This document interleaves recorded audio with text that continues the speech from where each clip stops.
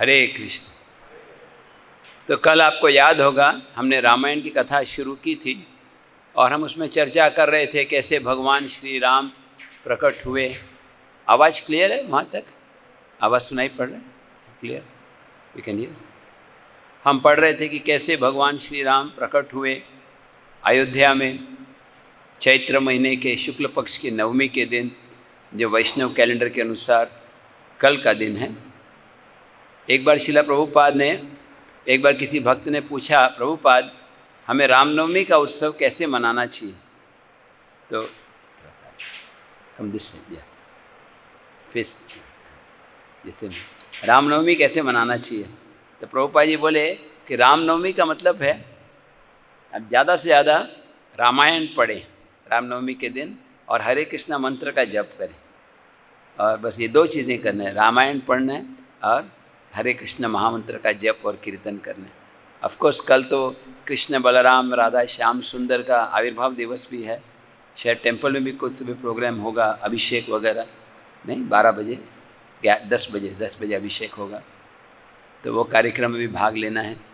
लेकिन सबसे इम्पोर्टेंट है, हमें प्रार्थना करनी है भगवान राम से कि आप हमारे हृदय में प्रकट हो। और किस रूप में? अपने नाम के रूप में। जैसे भगवान राम ने रावण, कुंभकर्ण और बहुत सारे असुरों का वध किया, ऐसे हमारे हृदय में भी जो असुर हैं, कौन कौन से असुर हैं? हाँ, आप सब जानते हैं, बहुत साल से दोस्ती कर ली है असुरों से। तो काम, क्रोध, लोभ, मद, मोह, ये सारे जो हमारे हृदय के अनर्थ हैं वो भी दूर हो जाते हैं रामायण की कथा सुनने से। शुभ मंगल करने वाली है ये कथा।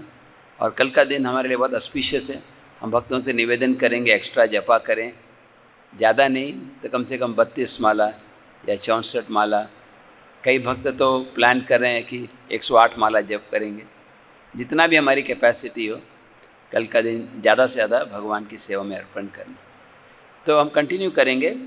कल भगवान की जन्म लीला पढ़ी हमने, उसके आगे पढ़ा कैसे भगवान राम, नेक्स्ट कौन सी लेती? राधा मोहन प्रभु। भगवान राम विश्वामित्र मुनि के साथ जाते हैं, है ना? कौन से राक्षसों का वध करते हैं? कल याद है? ताड़का और सुबाहु और मारीच को उड़ा के दूर फेंक देते हैं। ये सब कल हमने पढ़ा था। उसके बाद भगवान श्री राम आगे कहाँ जाते हैं? जनकपुरी। वहाँ पे अहल्या का उद्धार करते हैं, याद है? अहल्या किस रूप में थी? पत्थर के रूप में।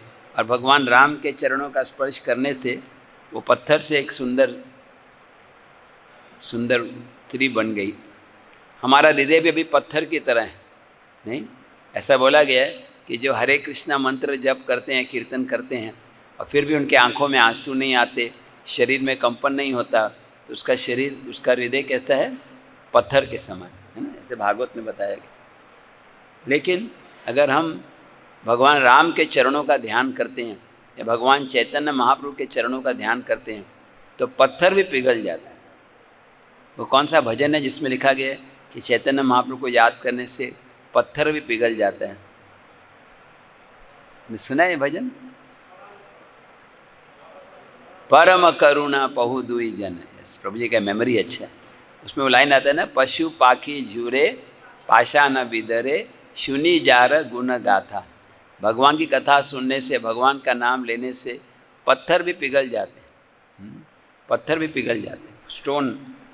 तो हमें विश्वास रखना चाहिए कि मेरा हृदय कितना भी कठोर हो, अगर मैं नाम जप करता रहूँगा, कथा सुनता रहूँगा, तो धीरे धीरे मेरी जो असुरी प्रवृत्ति है वो नष्ट हो जाएगी। उसके बाद हमने पढ़ा कि कैसे भगवान राम सीता के साथ विवाह करते हैं, वो धनुष्य को तोड़ते हैं। क्या नाम था धनुष्य का? शिव धनुष्य।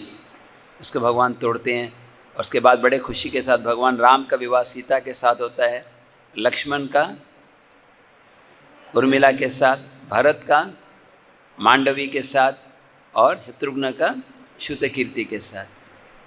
ये विवाह करके लौट रहे थे और रास्ते में क्या होता है? परशुराम जी परीक्षा लेना चाहते हैं, वो विष्णु धनुष्य देते हैं। भगवान विष्णु धनुष्य पर चढ़ाकर परशुराम पर आक्रमण करने वाले, परशुराम जी माफ़ी मांग लेते हैं। उसके बाद भगवान राम लौट कर आते हैं और कुछ दिनों बाद दशरथ महाराज राज्याभिषेक का निश्चय करते हैं राम का, और अगले दिन उनका राज्याभिषेक हो जाता है कि नहीं हो जाता है? नहीं होता है। हमने कहानी पढ़ी कैसे भगवान की योजना से भगवान ऐसी लीला करते हैं कि कैकई दशरथ महाराज से वरदान मांगते हैं कि राम को वनवास में भेजा जाए, और भगवान राम फिर वनवास के लिए चलते हैं। वहाँ तक हुआ था वनवास के लिए, तो अयोध्या कांड तक। अब अयोध्या कांड में ही जैसे बताया गया, जब भगवान राम अयोध्या की नगरी से निकल रहे थे, सब रथ को पकड़ रहे थे, मत जाओ हे प्रभु, आप हमें छोड़कर मत जाओ। सब सुमंत्र जो रथ चला रहे थे, सुमंत्र को बोल रहे थे कि राम को अगर रथ को चलाना ही है तो धीरे धीरे चलाओ, जितनी देर तक हो सके हम भगवान राम के दर्शन कर सकें। भगवान राम ने देखा कि एक्चुअली उनके पिता महाराज दशरथ वो भी दौड़ते हुए राम राम राम पुकारते हुए। दशरथ महाराज भगवान राम को सहन नहीं कर पा रहे थे। अब सुमंत्र सोच रहे थे क्या करूं, कि मेरे राजा हैं दशरथ, वो बोल रहे हैं धीरे चलाओ, लेकिन राम बोल रहे हैं और जल्दी चलाओ। तब भगवान राम ने बताया कि देखो, जितनी देर तक तुम धीरे धीरे चलाओगे मेरे पिता को ये कष्ट सहन करना पड़ेगा। तो ये जो कष्ट है, जो विरह का है, उनको ज़्यादा नहीं हो तो आप तेज़ी से चलाओ। तो वो आगे की ओर निकल पड़े। अब एक मंत्री थे जिन्होंने महाराज दशरथ को रोक दिया, और वो बोले कि हे राजन, अगर कोई व्यक्ति, हम चाहते हैं कि जिसको जो जा रहा है उसको वापस आए, तो उसके साथ ज़्यादा दूर तक नहीं जाना चाहिए। और जब तक रथ के जो धूल होती है, जब तक रथ की धूल दिखाई पड़ती है, महाराज दशरथ ऐसे अवाक दृष्टि से देखते रह जाते हैं। अंत में राजा जमीन पर बेहोश हो जाते हैं। कौशल्या देवी और कैकई उनको उठाने जाते हैं। जैसे कैकई आती है, महाराज दशरथ गुस्से में बोलते हैं, मेरे को मत छुओ, आज से मैं घोषणा कर रहा हूँ तुम मेरी पत्नी नहीं हो, मैं तुम्हारा मुंह भी नहीं देखना चाहता। और फिर कौशल्या देवी धीरे से महाराज दशरथ को उठा करके अपने महल में ले जाती है। अब देखते हैं पूरी नगरी के सारे दुकानें, लॉकडाउन, उसमें भी लॉकडाउन हुआ था, ये ना, पूरा सब गेट 2, गेट 3, गेट 4 सब पूरा बंद कोई भी कहीं जा नहीं रहा। तो महाराज दशरथ सर्वेंट को बोले, अब मैं यहाँ नहीं रहूँगा, मुझे कौशल्या के कमरे में ले जाओ, बस मैं कौशल्या के साथ रहूँगा। और रात में भी वो कहने लगे, कौशल्या को बोले, हे देवी, मेरी आँखें की दृष्टि अब लौट कर नहीं आई है। जब से राम गए मुझे कुछ दिखाई नहीं पड़ रहा, सब सूना नजर आ रहा। और बोले कि मुझे छुओ, मुझे उठाओ। तब कौशल्या देवी को बहुत दुख हुआ। उन्होंने समझाने का प्रयास किया। सुमित्रा देवी भी आई, बोले आप चिंता मत करो राम की, उनके साथ लक्ष्मण है और सीता भी है, इसलिए घबराने की कोई बात नहीं है, वो कोई कठिनाई नहीं होगी। ये जान लो, राम कोई साधारण मानव नहीं है, ये देवताओं के भी स्वामी हैं, ये सूर्य को प्रकाश देने वाले हैं। काल भी भगवान के अधीन कार्य करते हैं। जब भगवान राम जंगल में होंगे तो धरती जो है, सब कुछ जो भगवान राम को आवश्यक है वो धरती से प्रकट हो जाएगा, और बहुत जल्दी वो लौट कर आएंगे। इधर अयोध्या वासी और आगे जा रहे थे और उनसे निवेदन कर रहे थे कि वापस लौट कर आओ। तो भगवान राम ने बताया कि मैंने अपनी प्रतिज्ञा को पूरा करना है, मेरे पिताजी की इच्छा है मैं वनवास में जाऊं। अब आप भरत से ही प्रेम करो, जितना प्रेम आपका मेरे प्रति है उसी प्रेम से भरत को सहायता करो। जब कोई बूढ़े ब्राह्मण थे, वो बहुत दुख चल नहीं पा रहे थे, वो घोड़ों को बोलने लगे, घोड़े को बोलने लगे, रुक जाओ, तेजी से मत जाओ। तो भगवान राम को बहुत दया आ गई। भगवान राम बोले कि ये बूढ़े ब्राह्मण हमारे पीछे पीछे आ रहे हैं, हमको कष्ट हो रहा है, हम भी पैदल जाएंगे। तो पैदल चलने लगे भगवान राम, रथ से नीचे उतर के। लेकिन भगवान राम ने पीछे मुड़ के नहीं देखा, क्योंकि उनका वचन था मुझे जाना ही है। फिर एक नदी के किनारे पहुँचे जिसका नाम था तमसा नदी, और सुमंत्र और लक्ष्मण ने भगवान के लिए एक शैया बनाई। इस बार भगवान राम जो गद्दों पे सोते थे, अब वो पत्तियों पे सोए हैं, लीव्स के ऊपर। और अचानक भगवान सुबह उठ गए जल्दी और बोले, लक्ष्मण अब तुरंत निकल पड़ो, ये अच्छा समय है, और उसको बताओ कि रथ को ऐसा चलाए कि लोगों को मालूम नहीं पड़े। अगर हमें इधर जाना है तो पहले इधर ले जाओ, उल्टा घुमा के फिर ले जाओ, तो किसी को पता नहीं चले। और भगवान राम इस तरह से निकल पड़े। जब सारे नगरवासी उठे, राम राम कहाँ पर हैं, राम कहाँ चले गए, किसी को पता नहीं चला। तब सोचने लगे कि अब हम घर में लौट कर आएंगे, हमारी पत्नी हमारे बच्चे क्या बोलेंगे, तुम राम के बिना कैसे लौट कर आए। बहुत कोशिश की, उनको पता नहीं चला। अयोध्या बिल्कुल स्थिर हो गया। जो गाय थे वो बछड़ों को दूध देना बंद कर दिए। जो जानवर, जो मुंह में घास थी, वो घास मुंह से गिर गई, वो घास को चबा नहीं पाए। उनको इतना दुख हो रहा था, कोई खा नहीं रहा था, कोई मनोरंजन नहीं कर रहा था। और भगवान राम आगे बढ़ रहे थे, सब लोग उनको रास्ते में सुनाई पड़ रही थी आवाज़ें। लोग कैकेयी को, इवन महाराज दशरथ को कड़वे शब्द बोल रहे थे। और फिर महाराज भगवान राम गोमती नदी को पार करके कौशल प्रदेश है, कौशल प्रदेश जैसे मथुरा देश है वैसे कौशल प्रदेश, उसके दक्षिण सीमाओं तक पहुंच गए। और वहाँ पर भगवान राम रथ से नीचे उतरे, अयोध्या की तरफ प्रणाम किया, और भगवान राम ने सब अयोध्या वासियों को बोला, अब आप यहाँ से वापस लौट जाओ। भगवान राम अब रथ पर सवार होकर गंगा नदी के किनारे पहुँचे, और वहाँ पर आप गैस करिए कौन उनको गंगा पार लेके जाएगा। केवट, निषाद राज गुह, वो भगवान राम के मित्र थे। जब उनको पता चला कि भगवान राम आए हैं तो बड़े खुशी के साथ उनका स्वागत करने आए। भगवान राम ने उनको गले लगाया तो बड़ा दुख हुआ कि ये आपने क्या कपड़े पहन रखे हैं, ये वनवासी का वेश, ये आपको शोभा नहीं दे रहा। आप हमारे घर में रहिए, आप हमारे अतिथि रहिए। वो अच्छे अच्छे बिस्तर लेकर आए, खाने के लिए अच्छा अच्छा भोजन अर्पण किया। लेकिन भगवान राम बोले, मैं स्वीकार कर रहा हूँ लेकिन मन से, लेकिन मैंने वचन लिया वनवास का, तो मैं कोई अच्छे वस्त्र नहीं ले सकता, और मैं सोऊंगा बिल्कुल पत्तियों के ऊपर, घास के ऊपर, और मुझे और कुछ नहीं चाहिए। बस आप ऐसा करो, मेरे घोड़ों को भोजन दे दो। भगवान दिखा रहे हैं कि भगवान भी अपने घोड़ों का ख्याल रखते हैं। महाभारत में हम देखते हैं कि जब अर्जुन का रथ चला रहे हैं भगवान, तो बीच बीच में रुक के भगवान अर्जुन के घोड़ों को घास खिला रहे हैं, है ना। भगवान स्वयं दिखा रहे हैं कि मैं भी अपने भक्तों की सेवा करना चाहता हूँ। भक्तों की सेवा कितनी महत्वपूर्ण है।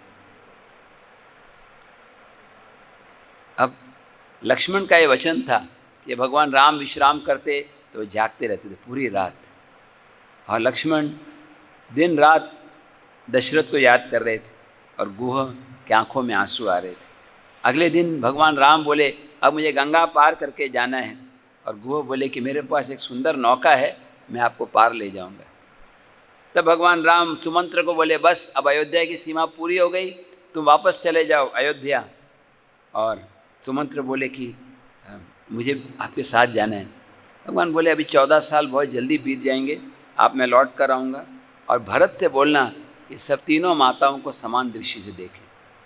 सुमंत्र बोले कि प्रभु, जब मैं वापस आऊँगा तो लोग बहुत दुखी होंगे मेरे को देख करके, मेरे को आपके साथ जाने दो, मैं अग्नि में प्रवेश कर दूंगा, लेकिन आपके बिना मैं नहीं रह सकता, हे राम मुझे अपने साथ ले जाओ। उनकी इस बात को सुनकर भगवान राम ने कहा कि तुम लौट कर जाओगे तब कैकेयी को विश्वास होगा कि वनवास में आया हूँ, नहीं तो उसको डर लगा रहेगा। और फिर गुह को उन्होंने बताया कि आप मुझे बोल रहे हो आपके राज्य में रहने के लिए, लेकिन मैंने वनवास में जाने का निश्चय किया, ऐसी जगह रहना है जहाँ पर कोई नहीं रहता, और मुझे एक साधु की तरह जीवन बिताना है। आप मेरे को क्या बोलते हैं, वो जो पेड़ से निकलता है ना जो दूध की तरह, उससे अपने बालों को धोते हैं, जटाएं बनाने के लिए। तब गुह ये लेकर आए। अब भगवान राम ऐसे लग रहे जैसे ऋषि मुनि होते हैं, जटाएं धारण करके।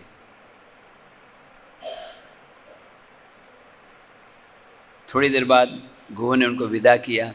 भगवान राम गंगा पार जा रहे थे, तब सीता देवी ने बीच में रुक के गंगा के चरणों में प्रार्थना अर्पण की। हे माँ गंगा, अब हम जा रहे हैं, आप आशीर्वाद दो कि बहुत जल्दी ही हम अयोध्या वापस लौट सकें। भगवान राम ने लक्ष्मण को बताया कि आप सीता की रक्षा करो। भगवान लक्ष्मण आगे चलते, उसके पीछे सीता, और सीता के पीछे राम, इस ऑर्डर में चलते। रात के समय वो एक वृक्ष के नीचे विश्राम कर रहे थे। सीता देवी विश्राम कर रही थी और भगवान राम और लक्ष्मण आपस में बातचीत कर रहे थे। ऐसे बातचीत कर रहे थे, तब भगवान ने लक्ष्मण को बोला, तुम वापस चले जाओ, मुझे लगता है कि तुम वापस जाओगे तो सबकी रक्षा कर सकते हो। मेरी माँ की रक्षा तुम ही कर सकते हो। लेकिन लक्ष्मण ने बताया कि प्रभु, आपके बिना मुझे अयोध्या बिल्कुल पसंद नहीं है, मैं आपकी सेवा में रहना चाहती हूँ, जहाँ आप हैं वही अयोध्या है। ऐसी एक घटना गौर लीला में भी होती है। चैतन्य महाप्रभु जब वृंदावन जा रहे थे, कौन भक्त थे? बोले मैं भी आपके साथ जाना चाहता हूँ, गदाधर पंडित। और चैतन्य महाप्रभु बोले तुमने प्रतिज्ञा ली है कि तुम जगन्नाथपुरी रहोगे। तो बोले जहाँ आप हो वही जगन्नाथपुरी है, जय गौर सही कृष्ण सही जगन्नाथ। और जहाँ तक मेरी सेवा का सवाल है, गोपीनाथ, आपकी सेवा करने में गोपीनाथ की सेवा का लाखों गुना ज़्यादा लाभ होगा। तो भगवान बोले कि देखो ऐसा नहीं है, अगर आप साथ में आए तो लोग मेरी निंदा करेंगे कि तुम्हारे कारण वचन तोड़ा। नहीं, वो निंदा नहीं करेंगे, क्योंकि मैं तो अपनी इच्छा से आ रहा हूँ। और अंत में फिर चैतन्य महाप्रभु गदाधर पंडित को वापस भेज दिए। तो ये जो भगवान का जो भक्तों के साथ जो प्रेम का व्यवहार है, यही रामायण, यही चैतन्य चरितामृत, यही भागवत का सार है। 3 चीज़ें इंपॉर्टेंट है, भक्त, भगवान और भक्ति। भक्त, भगवान और भक्ति, यही रामायण में देखा जा रहा है यहाँ पर। अब अगले दिन वे गंगा यमुना के संगम पे पहुँचे। तो कौन सी जगह है गंगा और यमुना का संगम? प्रयाग। और वहाँ पर भरद्वाज ऋषि, उनका आश्रम था। भगवान राम जब उनके पास में गए, तब उनके एक शिष्य उनको अंदर लेकर गए। अब भरद्वाज ऋषि से आंख बंद करके ध्यान लगा रहे थे, सारे उनके शिष्य थे। भगवान राम को देखकर इतने प्रसन्न हुए और बहुत प्रकार के फ्रूट्स, कंदमूल, फल सब अर्पण किया। तब भरद्वाज ने कहा, हे राम, मैं आशा कर रहा था, जब से मुझे समाचार मिला कि आप वनवास में जाने वाले हो, तब से मैं वेट कर रहा था कि आप ज़रूर लौट कर आओगे। मेरी इच्छा है कि आप 14 साल यहीं पे रहो, जितने मेरे शिष्य हैं सब आपकी सेवा करेगी, और आपकी पत्नी सीता और आपके भाई लक्ष्मण को थोड़ी भी असुविधा नहीं होगी, आप यहीं पर रहो। भगवान राम बोले, ये तो अच्छी बात है, लेकिन अयोध्या के बहुत पास है, सब अयोध्या वासियों को पता चला है कि हाँ मैं यहाँ पर हूँ, सब मिलने के लिए आएंगे। मेरे को ऐसी जगह बताओ जो बहुत शांत हो, जहाँ पर कोई मिलने के लिए नहीं आए। तो कौन सी जगह चुनी भरद्वाज ऋषि ने? चित्रकूट। आप गए हैं चित्रकूट? चित्रकूट, आप तो मध्य प्रदेश से ही हैं ना, झांसी से पास में ही है चित्रकूट। यस, चित्रकूट।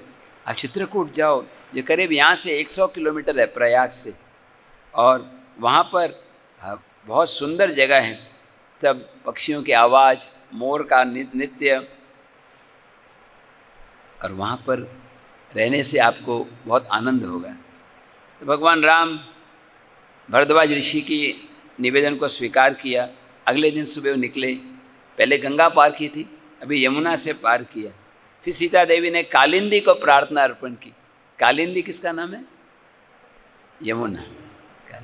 कालिंदी सूर्य पुत्री। और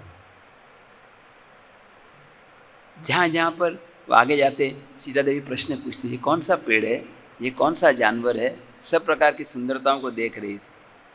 और रास्ते में वो वाल्मीकि ऋषि के आश्रम में पहुँचे। वाल्मीकि ऋषि ने बहुत खुशी के साथ सीता, राम और लक्ष्मण का स्वागत किया। आप सोचिए ये कहानी कौन लिख रहे हैं? वाल्मीकि। और वाल्मीकि ऋषि किताब में लिख रहे हैं कि वाल्मीकि ऋषि ने राम, सीता और लक्ष्मण का स्वागत किया। यह भी कानपुर के पास में है, जो वाल्मीकि आश्रम है ना, जहाँ पर लव और कुश का जन्म हुआ था। आप लोग गए हैं कभी वहाँ पर? वो वाल्मीकि आश्रम अभी भी है। तो वाल्मीकि ने कहा कि आप यहीं पर निवास करो, और लक्ष्मण थोड़ी कुटिया की सामग्री लेके आया कुछ, और एक थोड़ा सा रूफ बना दिया, थैच रूफ, मतलब जैसे पत्तियों से रहने के लिए, साधु के समान। भगवान राम बहुत खुश थे, वहाँ पर कुछ दिन रहे। इधर गोह केवट गुहर निषाद राज, उसको चिंता हो रही थी कि भगवान राम ठीक से पहुँचे कि नहीं, तो उन्होंने कुछ जासूसों को भेजा पता लगाने के लिए। और जब भगवान राम जा रहे थे तो जासूस उनके पीछे पीछे चल रहे थे। उनको लगा शायद भगवान राम को कोई कठिनाई नहीं हो जाए।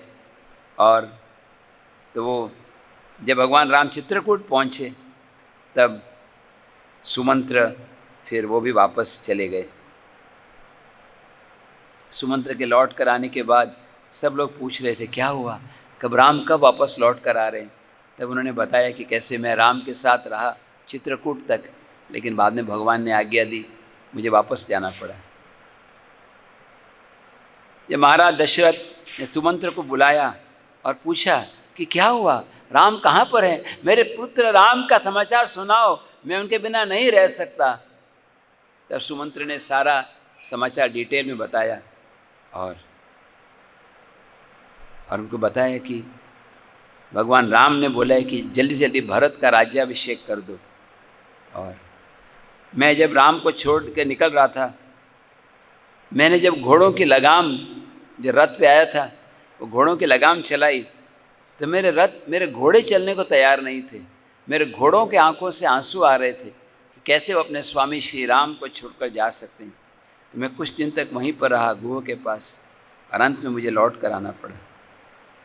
तो महाराज दशरथ रोने लगे, सुमंत्र मुझे जल्दी लेकर चलो, मैं राम के पास जाना चाहता हूँ, मैं राम के बिना नहीं रह सकता, मैं दुखी हो जाऊँगा। ये जो दो वरदान जो कैकेयी ने मांगे थे वो सागर के समान हैं, लेकिन मेरी श्वास अंत होने वाली है।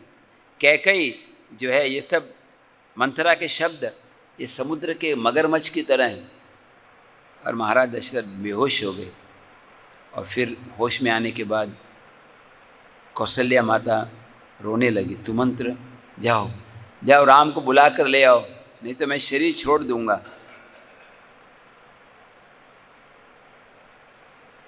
तो कौशल्या थोड़े समय के लिए अपने पति को डांटने लगी कि आपने क्यों इस तरह का निश्चय किया, आपने निर्णय लिया कि राम को वनवास में भेजना है। अब वो कैसे कष्ट सहन करेंगे, कैसे वो ठंडी बरसात, ठंडा मौसम, गर्मी और जंगल की तपस्या कैसे सहन करेंगे। और आप सोच रहे हो कि जब राम लौट कर आएंगे 14 साल के बाद, क्या भरत उनको राजगद्दी वापस देंगे? कभी नहीं। और अगर भरत देंगे तो भी तब भगवान राम कभी स्वीकार ही नहीं करेंगे। मैं कितना अभागी हूँ कि तुम्हारे जैसा पति मिला, ये कौशल्या बोल रही थी। एक पत्नी के लिए मेन सपोर्ट उसका पति होता है, लेकिन मेरे पति आप हो और आप कैकेयी के अधीन हो गए हो, अब मेरा कोई सपोर्ट नहीं रहा। दूसरा सपोर्ट होता है एक स्त्री का बेटा होता है, लेकिन मेरे बेटे राम भी चले गए, ऐसा कहकर रोने लगी। तो दोनों को बहुत दुख हो रहा था। फिर थोड़ी देर बाद उसने याद दिलाया, अब मेरे को याद आया क्यों मैं दुख से गुजर रहा हूँ। जब एक बार मैं शिकार खेलने के लिए गया था और मैंने ऐसे एक विद्या सीखी थी कि आवाज़ से शिकार, मतलब जैसे हम देख नहीं रहे हिरण कहाँ पर है, लेकिन हिरण की आवाज़ दिखाई पड़ रही है तो शब्द वेदी बोलते हैं, खाली आवाज़ सुन के तीर चलाना। तो ये कला मेरे अंदर थी। और मैं सरयू नदी के किनारे था, मुझे कोई हाथी की आवाज़ सुनाई पड़ी और मैंने तीर चलाया। उस समय एक आवाज़ आई, कौन है जिसने मेरे को कष्ट दिया है? मैं एक ऋषि हूँ, मेरा कोई दोष नहीं है। और मैंने क्या देखा कि एक नौजवान, आई थिंक श्रवण कुमार, ये श्रवण, एक नौजवान लड़का है जिसके छाती पे तीर लग गया है। बोला कि आप मेरे माता पिता के पास जाओ, वो बहुत दुखी होंगे, आप जाओ उनके पास। तुमने न केवल मेरे को मारा है, तुमने मेरे माता पिता को मार दिया है, क्योंकि मेरे बिना वो नहीं रह जाएंगे। तुम जाओ, अपनी गलती स्वीकार करो और मेरे तीर को मेरे छाती से निकालो, क्योंकि मुझे बहुत दर्द हो रहे हैं। अब उनको पता था अगर तीर को निकालेंगे तो क्या होगा, उसकी मृत्यु हो जाएगी। लेकिन उसने बोला कि तुम करो, मैं ब्राह्मण नहीं हूँ, मेरे पिताजी वैश्य थे, मेरी माँ शूद्र थी, तो मैंने जब तीर खींचा तो उसकी मृत्यु हो गई। मेरे आंखों में आंसू थे पश्चाताप के। मैंने वो कमंडल को भरा और आश्रम में ले गया। वहाँ उसके 2 माता पिता जो आंखों से अंधे थे, उनके पास गया। उनको ये लगा ये आवाज़ से कि उनका बेटा श्रवण वापस लौट कर आ गया, तो बहुत मीठे शब्द बोलने लगे। तब मैंने उनको बताया कि कैसे मैंने अनजाने में ये पाप कर लिया है। बूढ़े व्यक्ति बोले, क्योंकि तुमने अपनी गलती को स्वीकार किया है, हम आपको शाप नहीं देंगे। अब मुझे वहाँ ले जाओ जहाँ पर मेरे बेटे की मृत शरीर है। तो जब मैं लेकर गया तो बड़े प्रेम से अपने बेटे के शरीर को टच करने लगे और उन्हें जल अर्पण किया। तब उस समय उन्होंने मुझे शाप दिया, जैसे हमें बहुत दुख हो रहा है, बहुत कष्ट हो रहा है अपने बेटे के विरह से, ऐसे आपको भी ये कष्ट सहन होगा, आपके पुत्र आपसे अलग हो जाएंगे। और फिर जब उनके बेटे की लाश जलाई जा रही थी तो उसमें उन्होंने प्रवेश किया और अपने प्राणों को त्याग करके उच्च लोक में चले गए। हे कौशल्या, ये सब मैं अपने कर्मों का फल भुगत रहा हूँ।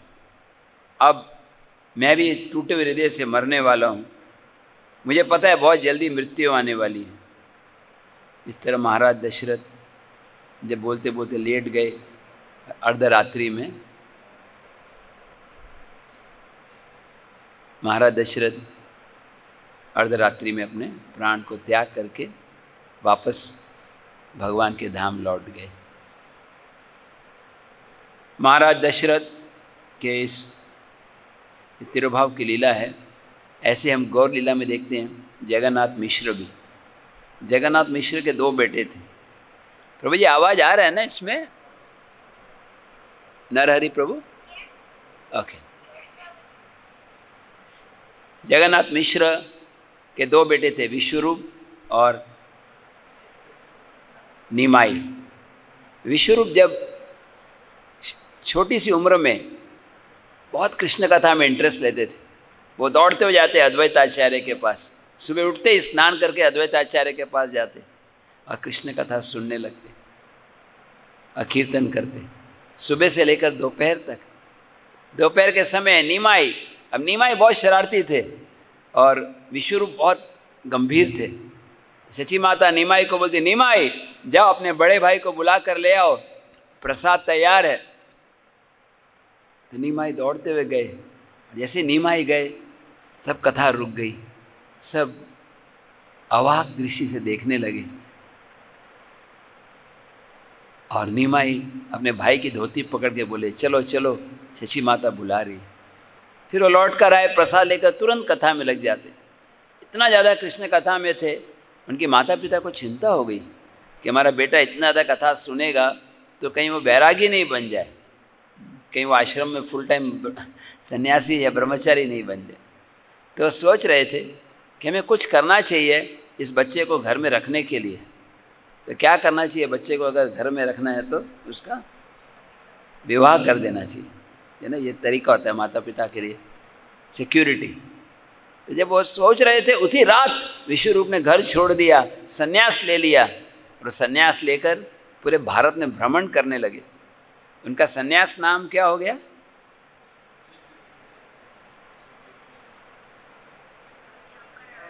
शंकरारण्य स्वामी। शंकरारण्य स्वामी। और पूरे भारत में भ्रमण करते करते अंत में कहाँ पर आए? पंढरपुर। आपका फेवरेट स्थान, आप कुछ वर्ष के लिए थे ना वहाँ पर, पंढरपुर।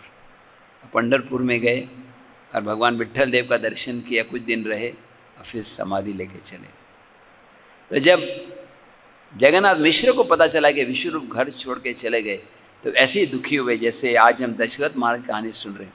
विश्वरूप विश्वरूप बोलते बोलते वो गिर जाते थे, फिर उठते थे, फिर रोने लग जाते थे, और फिर वो बोलने लगे। एक दिन वो सोए हुए थे, अचानक उठ गए, कृष्णा, हे कृष्णा, हे कृष्णा। सची माता ने पूछा क्या हुआ? हे कृष्णा, मेरा बेटा नीमाई घर छोड़कर नहीं जाए। सची माता ने पूछा क्या बात क्या हुई? बोले मुझे एक स्वप्न आया। सपने में क्या देखा? आप गेस करिए क्या देखा सपने? इधर सपनों में क्या देखा? हाँ, मैंने सपनों में देखा कि मेरा दूसरा बेटा नीमाई वो भी इस्कॉन ज्वाइन हो गया वो भी सन्यासी बन गया। उन्होंने अपने बाल काट दिए, भगवे कपड़े पहन लिए, और वो सब लोगों के साथ कीर्तन कर रहे हैं, हरे कृष्णा कृष्णा कृष्णा हरे हरे, हरे राम राम राम हरे हरे। सबको जगन्नाथ पुरी ले जा रहे हैं। सची माता बोली आप घबराओ मत, ये तो खाली एक स्वप्न था, हमारा बेटा निमाई इतना आसक्त है। एक दिन निमाई को स्वप्न आया। निमाई बोले निमाई को सपना आया। और क्या सपना आया निमाई को? कि निमाई को से बड़े भाई विश्वरूप वो बोल रहे हैं तू पण ये माझ्या बरोबर, आप भी चलो मेरे साथ में। मेरा बोलने का मतलब इस तरफ है, यहाँ पे देख सकते बस।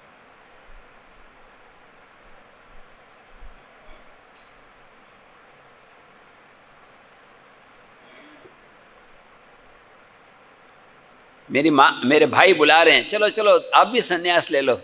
तो महाप्रभु ने क्या जवाब दिया? हाँ कि नहीं?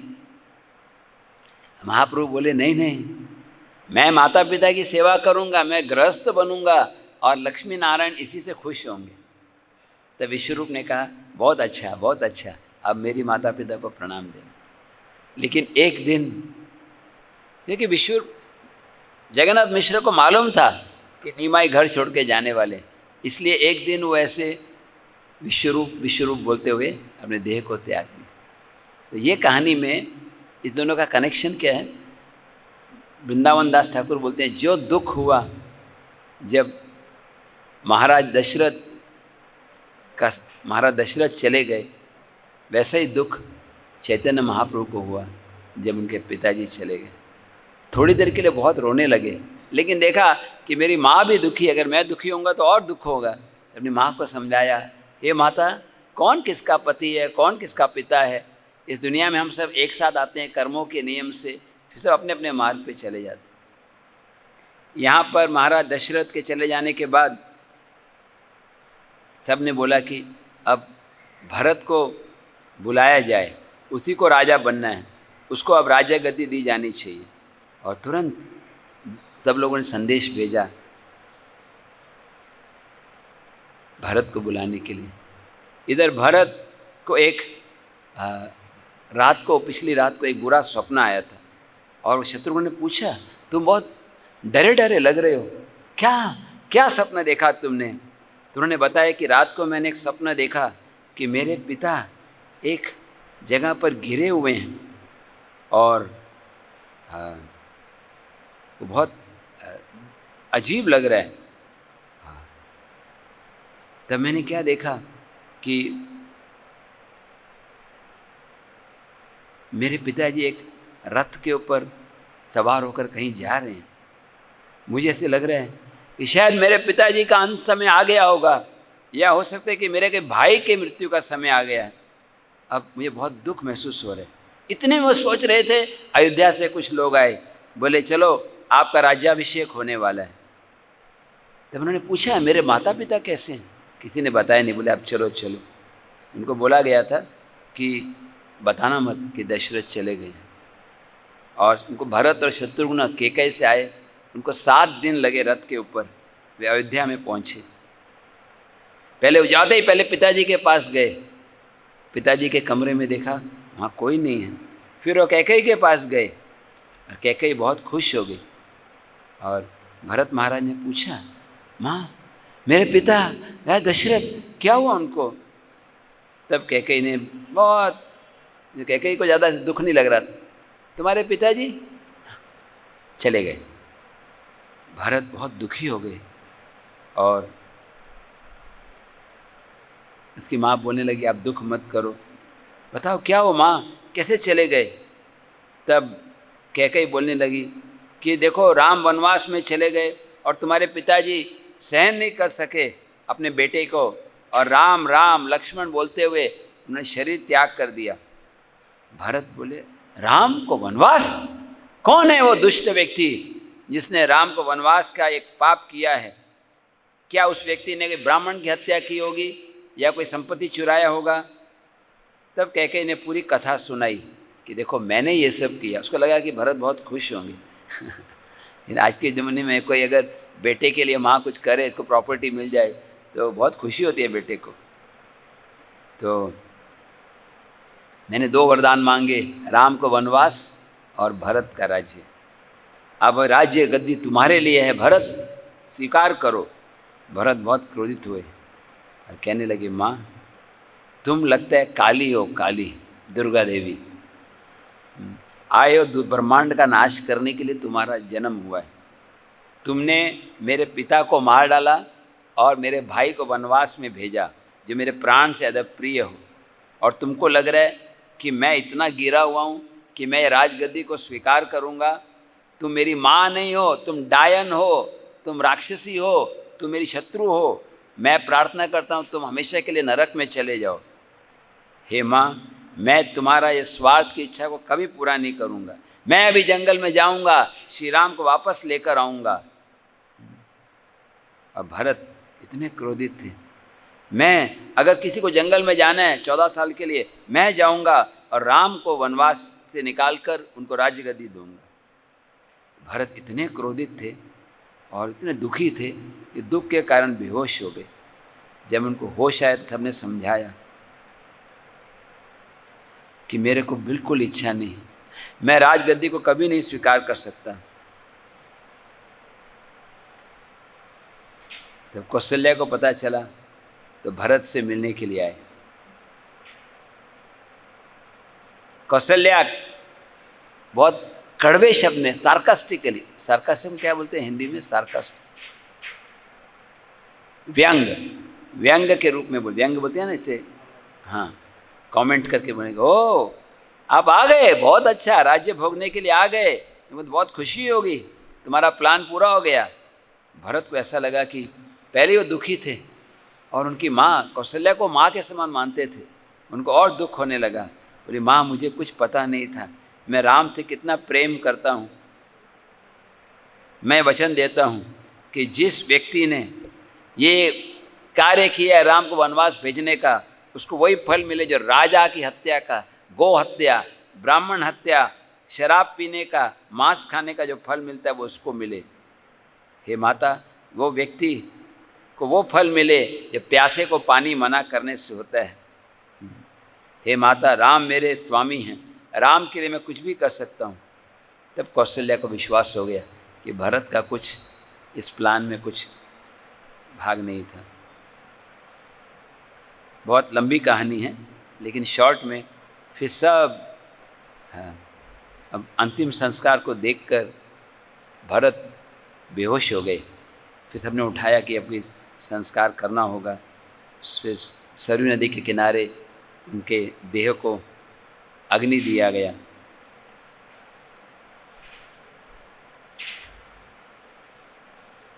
उस समय मंथरा वहाँ पर आई। एक्चुअली वो दिखने में बंदर जैसी थी, लेकिन उसके शरीर में चंदन लगा हुआ था। तब मंथरा को देखकर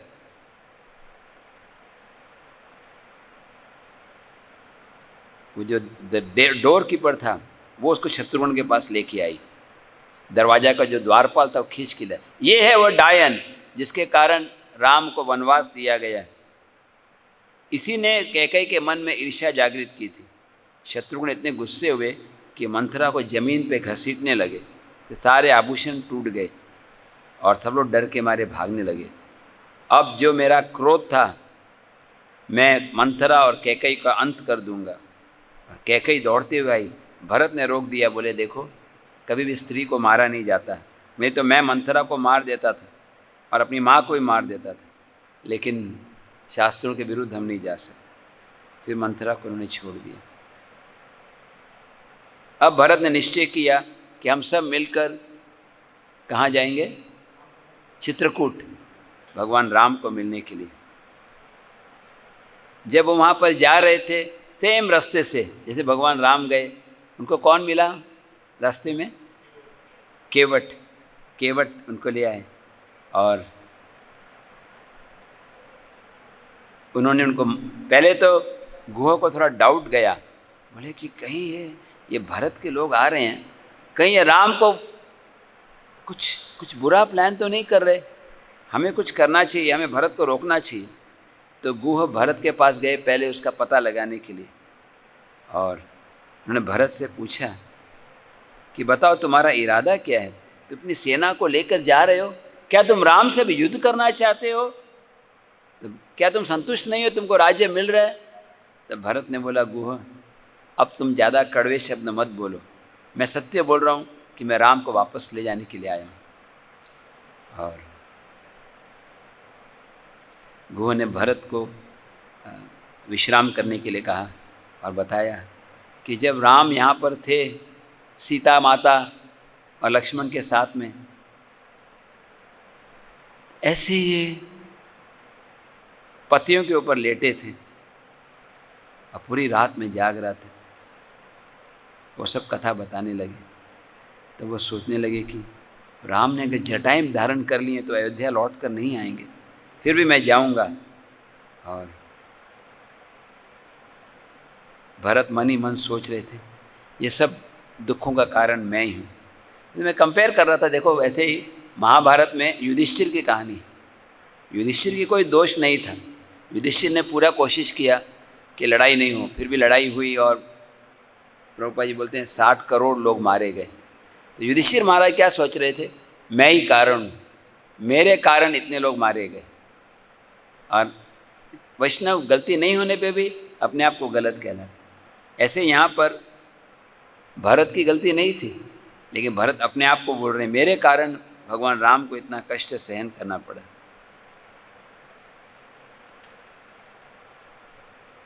फिर भरद्वाज ऋषि के आश्रम में आए। आपको याद है भगवान राम भी गए थे भरद्वाज ऋषि के आश्रम में? कहाँ पर था भरद्वाज का आश्रम? प्रयाग। आप गए हैं प्रयाग प्रभु? आप गए होंगे ना प्रयाग? नहीं, मैं प्रभु जी से पूछा। हाँ, कभी? अच्छा, कुंभ में गए होंगे। मैं गया था एक बार कुंभ मेला में 2001 में। तो वहाँ पर अभी भी है भरद्वाज ऋषि का आश्रम, वो जगह अभी भी है, मतलब प्राचीन जगह।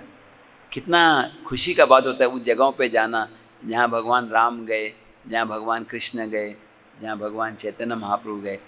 और कितने भाग्य की बात है कि हम वृंदावन धाम में रह रहे हैं। ये रमण रेती वो स्थान है जहाँ पर कृष्ण बलराम खेलते हैं, खेलते थे भी और खेलते हैं भी।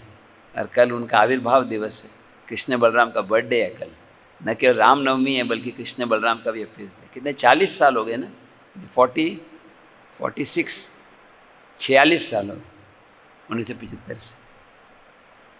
वी आर ऑल फॉर्चुनेट, भगवान की कृपा है। भरद्वाज मुनि ने जब भरत को देखा तब उन्होंने पूछा भरत, अभी तो आपको राज्य मिल गया ना, आप कुछ राम को और नुकसान पहुंचाने के लिए आए हो? भरत को फिर से ऐसा लगा किसी ने कोई तीर से आक्रमण किया हो। मैंने बताया कि मैं तो राम को वापस ले आने आया हूँ, मुझे कुछ राज्य से लेना देना नहीं। तो भरद्वाज बोले कि मेरे को पहले ही, मेरे पास योगिक शक्ति है, मैं योगिक शक्ति से जान लेता हूँ कि सामने वाला व्यक्ति किस इरादे से आया है, लेकिन मैं सिर्फ तुम्हारी परीक्षा ले रहा था। मैं आपको बताना चाहता हूँ कि भगवान राम यहाँ पास में एक पर्वत है। कौन सा पर्वत? चित्रकूट, और वहाँ पर वो विराजमान है। हाँ, चित्रकूट में एक पर्वत भी है, कामतगिरी बोलते हैं इसको, लेकिन चित्रकूट अपने आप में भी पर्वत की तरह है। और इसके बाद भरत आगे निकल पड़े। इधर राम और लक्ष्मण ने देखा, अरे ये कोई सेना आ रही है, ये देखो रथ, घोड़े, ये क्या हो रहा है?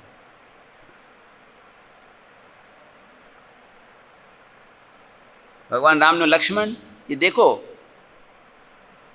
ये जो हमारे यहाँ पे अग्नि जल रही है, अग्नि को बुझा दो, क्योंकि अगर अग्नि जल रही होगी तो अगर कोई शत्रु आ रहा है उसको मालूम पड़ जाएगा हम यहाँ पर हैं, तो अग्नि को बुझा दो और सीता देवी को छिपा दो। हो सकता है कोई व्यक्ति आक्रमण करने आ रहा हो, और वहाँ पे रथ आ रहा है, रथ के झंडे को देख के मालूम पड़ जाता है कि कौन आ रहा है। जैसे हम गाड़ी में देखते हैं ना, किसका नेम प्लेट है, कौन सा मिनिस्टर है। उस जमाने में रथ के ऊपर, जैसे भगवान अर्जुन के रथ के ऊपर हनुमान जी हैं, है ना, महाभारत की लड़ाई में। तब लक्ष्मण ने देखा तो रथ के ऊपर एक झंडा था, और किसका निशान था? कोविदर पेड़ का।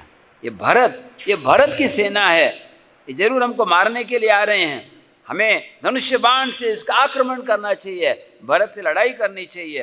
हे राम, अच्छा है भरत यहाँ पे आ गया, जो हमारे दुखों का कारण है, जिसके कारण हमें वनवास में जाना पड़ रहा है, उस भरत का हम अंत कर देंगे। तब भगवान राम बोले, देखो लक्ष्मण, तुम नहीं जानते, भरत मेरे से मिलने के लिए आ रहे हैं, हमें धनुष्य बाण से क्या लेना देना। तुम अगर भरत को मारना चाहते हो, जिसे तुमको राज्य चाहिए, तो मैं भरत को बोल दूंगा, तुमको राज्य दे देंगे, तुम लड़ाई क्यों करना चाहते? भगवान राम भी लक्ष्मण को डांट रहे हैं कि तुमको राज्य चाहिए इसलिए तुम भरत का विरोध कर रहे हो, तुमको राज्य दे देंगे, लड़ाई मत करो। तब लक्ष्मण को बहुत शर्म आ गई, ऐसे उसके सिर ऐसे ज़मीन पर लटक गया और माफ़ी मांगने लगे। तो लेकिन एक दुख ये हो रहा है कि पूरी सेना आ रही है, महाराज दशरथ नहीं दिख रहे। हमें आशा है कि क्या कारण है। इधर भरत ढूंढते ढूंढते आए, यहाँ पर बहुत सुंदर दृश्य का वर्णन है। चित्रकूट, आप में से कोई गए हैं चित्रकूट? चित्रकूट में देखा है, जहाँ भरत मिलाप का स्थान है, आपने देखा? आप गए चित्रकूट में? रिसेंटली गए थे, कुछ साल। यहाँ से ज़्यादा दूर नहीं है, यहाँ पे रात को 10 बजे एक ट्रेन है, और अगर आप उसमें जाते हैं तो अगले दिन सुबह 7 बजे पहुँच जाते हैं चित्रकूट। 7-8 घंटे, 500 किलोमीटर है यहाँ से चित्रकूट। चित्रकूट में अभी भी बहुत सुंदर नदी है, मंदाकिनी। आप गए माता जी चित्रकूट? बहुत सुंदर मंदाकिनी नदी। मैं भी एक्चुअली सोच रहा था कि अभी रामनवमी के बाद, एकादशी के बाद चित्रकूट जाऊँ, लेकिन अब पता चला कि कोई भी, अगर आप उत्तर प्रदेश में हैं और चित्रकूट मध्य प्रदेश में है, तो अभी रूल हो गया कि अगर आप एक स्टेट से दूसरे स्टेट क्रॉस करते हैं तो आपको कोविड टेस्ट कराना पड़ता है ज़बरदस्ती। इसलिए ट्रैवल करना अच्छा नहीं है इस समय।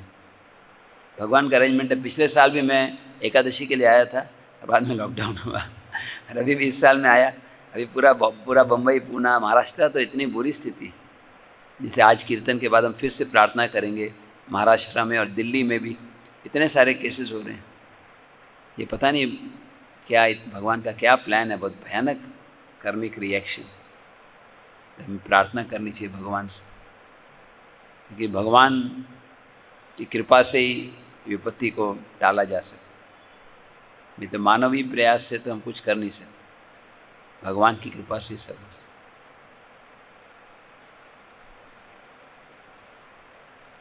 तो भरत और राम का मिलाप, वहाँ पर आपने देखा होगा ना, वो पत्थर के ऊपर निशान बने हुए, भगवान के चरण कमल, भरत के चरण कमल, कौशल्या के निशान, सुमित्रा, और बड़े प्रेम के साथ दोनों का मिलाप होता है। दोनों के आंखों में आंसू आ जाते हैं। फिर बाद में भगवान राम शत्रुघ्न से मिलते हैं, और भगवान राम कहने लगे, भरत तुम यहाँ पर क्यों आए? अपनी माता कौशल्या, कैकई सबको छोड़कर यहाँ पर क्यों आए? आशा है सब कुछ ठीक है। भगवान राम उनको बताने लगे कि 3 प्रकार की शक्ति होती है। एक शक्ति होती है शारीरिक शक्ति, एक होता है अथॉरिटी और एक होती है बुद्धि। ये तीनों का उपयोग करना चाहिए। 8 प्रकार के दोस्तों से बचना चाहिए, जो ईर्ष्या कर रहे हों, जो हिंसक हो, जो बकवास करते हों और जो दूसरे की प्रॉपर्टी को हरने वाले। ज़्यादा अच्छा है कि एक विद्वान मित्र रखो बजाय इसके कि हजारों मूर्खों को रखने के दोस्त के रूप। एक अच्छा मंत्री ज़्यादा लाभ दे सकता है बजाय इसके कि हजारों मूर्ख जो कुछ मदद नहीं करते।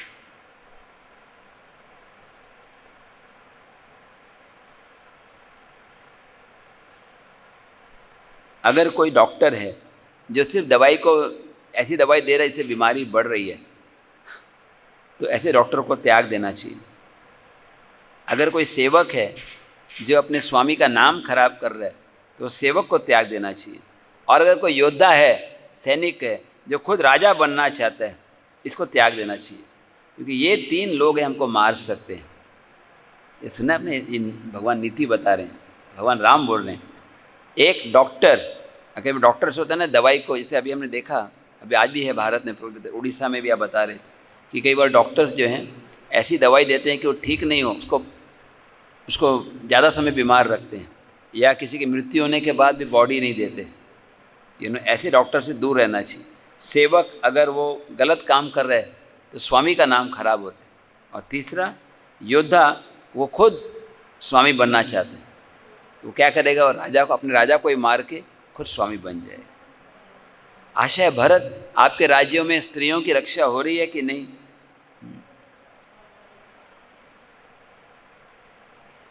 और यहाँ भरत भी जटाएं धारण करके आए थे, तो भगवान राम पूछने लगे, तुम राजगद्दी को स्वीकार करो, ये छोड़ के तुम क्यों ऋषि मुनि बनने जा रहे हो? भरत ने भगवान के चरणों में गिर के कहा, हे राम, तुम मेरे प्राण धन हो, तो मैं चाहता हूँ कि तुम वापस लौट कर आओ, तुम राजगद्दी के अधिकारी हो, तो वापस लौट कर आना चाहिए। भगवान राम के चरणों को लेकर अपने सिर पे रखा। भगवान राम उनको गले लगा के कहा कि मुझे पूरा विश्वास है कि जो भी हुआ है मुझे वनवास में जाने का, उसमें तुम्हारा बिल्कुल हाथ नहीं था, लेकिन फिर भी मैं राज्य नहीं चाहता। तुम अपनी माता को भी दोष मत दो। मैं 14 साल वनवास रहना चाहता हूँ, ये मेरे पिताजी की आज्ञा है। फिर दोनों में आर्ग्यूमेंट चलता रहा 1-2-3 घंटे तक। भरत ने कहा, देखो, जब बड़ा भाई जीवित है तो छोटा भाई राजा कैसे बन सकता है? अभी तक आप वापस लौट कर आओ, आप राज्य लो राम, और अपने पिताजी के लिए पिंडदान करो। अभी तक राम को मालूम नहीं था। भरत, ये क्या समाचार है? क्या हमारे पिताजी?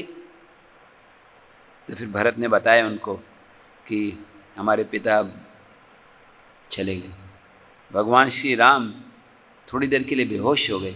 सीता महारानी और भरत ने उनके ऊपर थोड़ा जल छिड़का और भगवान राम होश में आए और फिर कहने लगे कि अब मैं किसी भी कारणवश वापस नहीं जाऊंगा। चित्रकूट में बहुत सुंदर नदी है, इसको मंदाकिनी कहते हैं।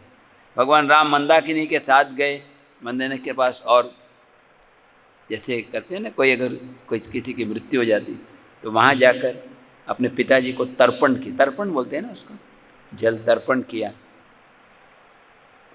और लौट कर आने के बाद भगवान राम जोर जोर से रोने लगे। यहाँ बताया गया कि भगवान राम इतनी जोर से रो रहे थे कि सारे पर्वतों में उनके रोने की आवाज़ आ रही थी। जब भरत के सेना ने सुना तो सोचने लगे कि क्या हो रहा है। न केवल राम, भरत, लक्ष्मण, शत्रुघ्न चारों रो रहे थे। अब इसके बाद भगवान राम अपनी माताओं से मिले।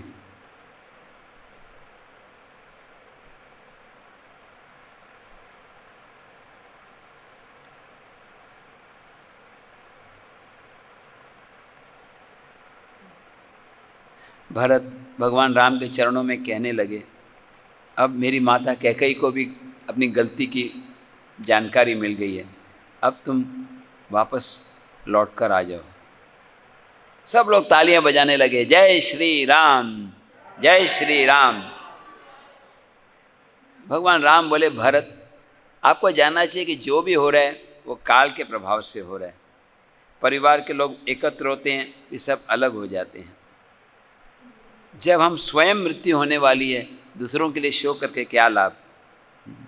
अगर कोई देखता है कि उसकी चमड़ी बूढ़ी हो रही है तो क्या कर सकते हैं। हम देखते हैं कि हमारे बाल सफ़ेद हो रहे हैं, हम क्या कर सकते हैं। कितना भी, ऐसे इंग्लिश में बोलते हैं, no matter how much dye you put still you will die. अब कितना भी डाई लगाओ, ये ना अंत में तो मृत्यु आने ही वाली है। तो भगवान राम समझाते हैं कि जब सूर्य का उदय हुआ है तो अस्त होना निश्चित है, ऐसी मृत्यु भी निश्चित है। इसलिए धीर व्यक्ति कभी शोक नहीं करता। आप चिंता मत करो, हमारे पिता को अच्छी गति मिली है, अब तुम जाओ पिता की आज्ञा पालन करो, अयोध्या का राज्य करो। भरत ने कहा, नहीं, हमारे पिताजी बूढ़े हो गए थे और उनके पत्नी कैकेयी के चक्कर में उनको ऐसा निश्चय करने पड़ा गया। और ऐसा बोला था कि मृत्यु के समय व्यक्ति को बुद्धि काम नहीं करती, आप अयोध्या में लौट कर आओ, आप क्षत्रिय हो, आपको राज्य स्वीकार करना चाहिए। भगवान राम थोड़े गुस्से हुए, भरत तुम मेरे पिताजी की निंदा मत करो। तुम्हारा कहने का मतलब ये है कि कैकेयी के भोग, लस्ट, कामनाओं में प्रभावित होकर वो ऐसा किए। लेकिन मैं बताना चाहता हूँ कि जब महाराज दशरथ का विवाह हुआ था कैकेयी के साथ, तो राजा कैकेयी के पिताजी ने वचन लिया था दशरथ से कि उसका बेटा राज्य बनेगा, इसीलिए तुम वापस लौटो अयोध्या में। मैं क्यों पढ़ रहा हूँ डिटेल में, ये कैसे दोनों एक दूसरे के साथ लड़ रहे हैं राजा बनने के लिए। आज के ज़माने में क्या होगा, दो भाइयों में झगड़ा होगा राजा बनने के लिए, नहीं। या मथुरा में भी कोर्ट है, कोर्ट होता है ना, यहाँ पे कोर्ट केस होते हैं। दिल्ली में हाई कोर्ट है, सुप्रीम कोर्ट है। कोई कोर्ट में देखा है कि दो भाई झगड़ रहे हैं कि नहीं तुमको प्रॉपर्टी में, तुमको राजा बनना चाहिए, नहीं नहीं तुमको बनना चाहिए। जनरली लोग बोलते हैं मुझे राज्य चाहिए, मेरा प्रॉपर्टी। लेकिन यहाँ पर हम देख रहे हैं कि राम और भरत में लड़ाई हो रही। अंत में एक जबाली आ गया। जबाली की कहानी सुनिए। जबाली थोड़ा गलत बोलने लगा, बोले जीवात्मा क्या है, ये तो शरीर के कुछ चीज़ें बाद में आए हैं, सब कुछ नष्ट हो जाने वाले। कौन किसका माता है, कौन किसका पिता है। ये पिताजी का श्राद्ध करने क्या मतलब है, हाँ, कि मरा हुआ व्यक्ति कोई ऑफरिंग स्वीकार नहीं करता।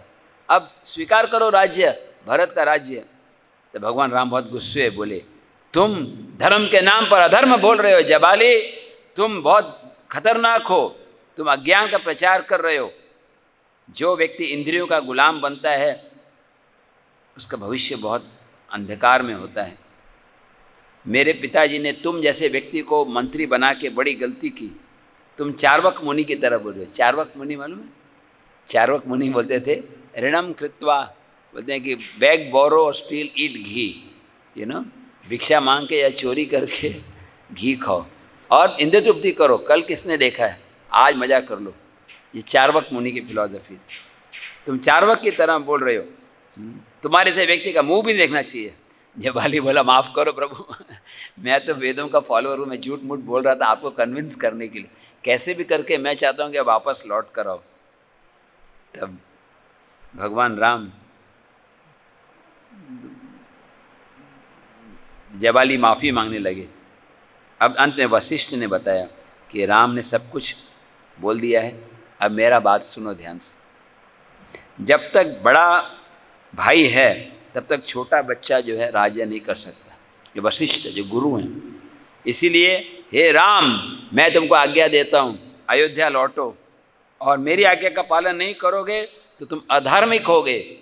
क्योंकि गुरु की आज्ञा का पालन करना माता पिता से भी ज़्यादा होता है। तुम्हारे पिताजी ने आज्ञा दी वनवास के लिए, मैं तुम्हारा गुरु हूँ, मैं आज्ञा दे रहा हूँ कि तुम चलो वापस। तो भगवान राम बोले कि नहीं, मैं कभी नहीं त्याग सकता। तब अंत में भरत ने कहा सुमंत्र से, ऐसा करो कि भगवान राम की कुटिया के सामने एक मेरे लिए चटाई बिछा दो, मैं वहीं पर आँखों में पट्टी बांध के भोजन नहीं करूँगा, पानी नहीं पीऊँगा, जब तक राम गद्दी को नहीं स्वीकार करते मैं वहीं पर बैठा रहूँगा। सुमंत्र बोले, मैं तो राम का सेवक हूँ, जब तक राम आज्ञा नहीं देंगे मैं कुछ बिछा नहीं सकता। तब भरत ने बोला, ठीक है, मैं खुद आसन बिछा दूँगा। वो आसन बिछाकर बैठ गए। तो भगवान राम बोले, भरत तुम क्यों मुझे ज़बरदस्ती कर रहे हो? तो भरत से माता पिता अपने कौशल्या, कैकेयी और सुमित्रा को बोले, आप समझाओ इनको। तब सब लोगों ने कहा कि राम की जो इच्छा है उसको कोई नहीं टाल सकता है। अंत में भरत ने निश्चय किया कि ठीक है, अगर आपकी इतनी इच्छा है तो मैं आपके नौकर के रूप में राज्य पद को स्वीकार करता हूँ। मैं 14 साल तक इंतज़ार करूँगा और 14 साल के बाद एक दिन भी आप लौट कर नहीं आए तो मैं अग्नि में प्रवेश कर दूँगा। तब उस समय एक आकाशवाणी हुई, देवता बोलने लगे, हे भरत, रावण का वध करने के लिए राम को वनवास में रहना जरूरी है, तो अपने भाई की सलाह को स्वीकार करो और राज्य को स्वीकार करो।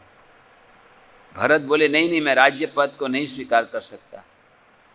तब भगवान राम ने भरत को अपनी गोद में लेकर कहा कि तुम वास्तव में योग्य हो, क्योंकि तुम्हारे अंदर भक्ति का भाव है। अंत में भरत पादुकाएं लेकर आए, वुडन पादुकाएं।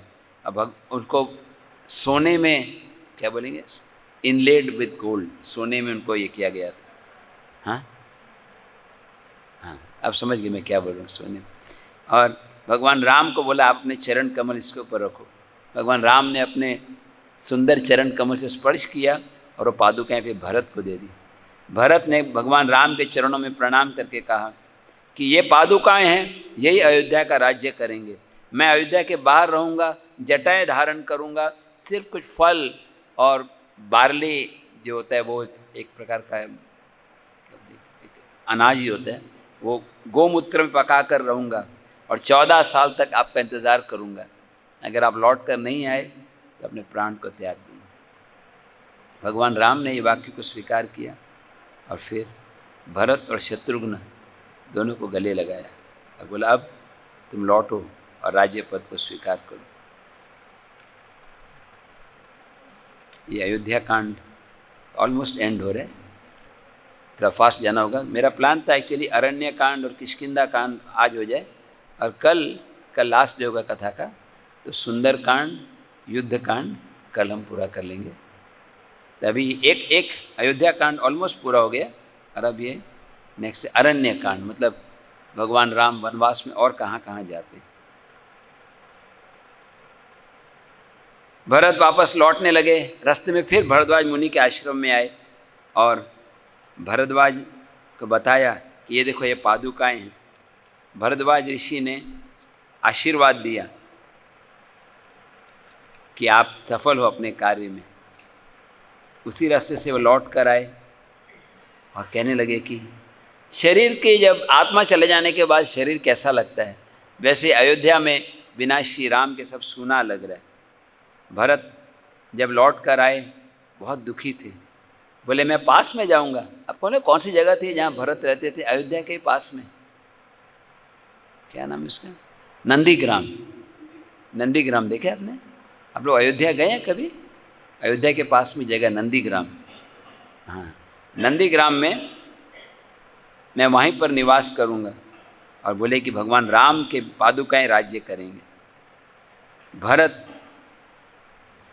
छत्र लेकर उस पादुकाओं को छाया देते थे, चंवर लेकर उस पादुकाएं की सेवा करते थे और इंतजार कर रहे थे राम के लौटने का।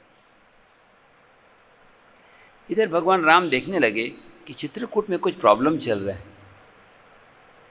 चित्रकूट के ऋषि मुनि थोड़े चिंतित नजर आ रहे हैं।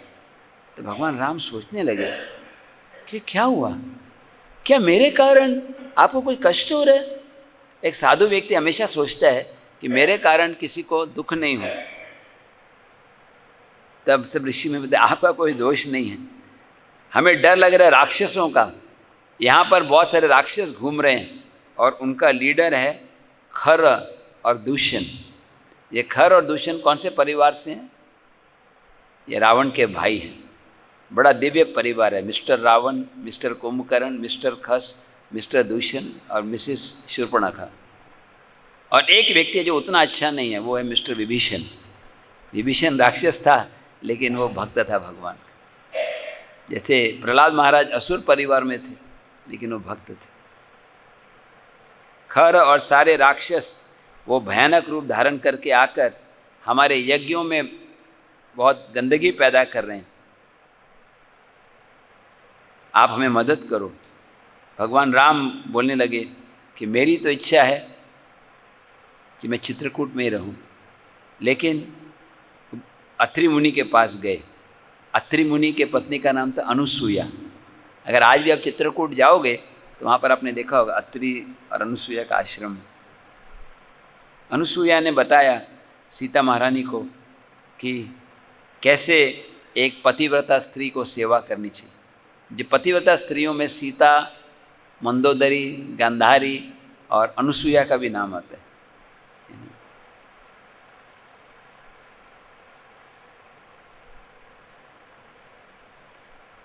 अत्रि ऋषि बोले कि आप जरा सावधान रहना कि यहाँ पर बहुत सारे राक्षस हैं, विशेष करके जो लोग भोजन करने के बाद अपना मुंह नहीं धोते उन पर आक्रमण करते हैं। जनरली वैदिक प्रथा होती है मुँह धोना बहुत जरूरी। तो भगवान राम अब निश्चय किया कि अब हमें लीला शुरू करनी, असुरों का नाश करने, और जंगल में प्रवेश किया। और जिस जंगल में प्रवेश किया उसको बोलते हैं, कौन सा वन है वो? दंडकारण्य। दंडकारण्य वन में प्रवेश किया और सीता देवी, राम और लक्ष्मण बहुत सुंदर सुंदर दृश्य देख रहे थे। पक्षियों की चरचराहट, ऋषि मुनियों के आश्रम, कुछ आश्रम में गए जहाँ पर उन्होंने स्वागत किया, हे राम आप यहीं पर रहिए। फिर अचानक एक बड़ा राक्षस आ गया और उसके कपड़े थे टाइगर स्किन, वाघ का चमड़ी, और उसके हाथ में उसका पेट बहुत फूला हुआ था, और उसके पास एक स्पीयर, जो भाला होता है भाला, और भाला में 3 शेर, 4 वाघ, 10 हिरण और 1 हाथी उसके सिर कटे हुए लटक रहे थे, फ्रेश है ना, अभी भी मारा था। और वो तुरंत आया और सीता के प्रति आक्रमण करने आया और जोर से गरजने लगा, मैं इसको अपने पत्नी के रूप में ले जाऊंगा और तुम दोनों का मैं अंत कर दूंगा।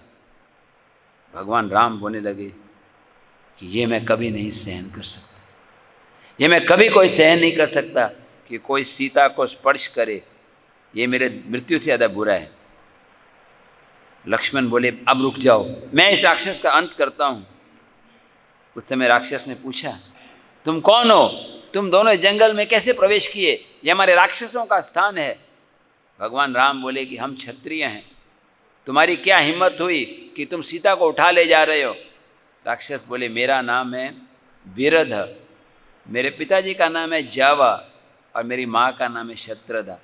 मैंने बहुत तपस्या की और ब्रह्मा जी ने मुझे आशीर्वाद दिया है कि मुझे कोई अस्त्र नहीं मार सकता, इसलिए मैं सलाह देता हूँ कि तुम यहाँ से दूर चले जाओ, बस ये स्त्री को मेरे साथ रखो, सीता को, और मैं आपको छोड़ दूँगा।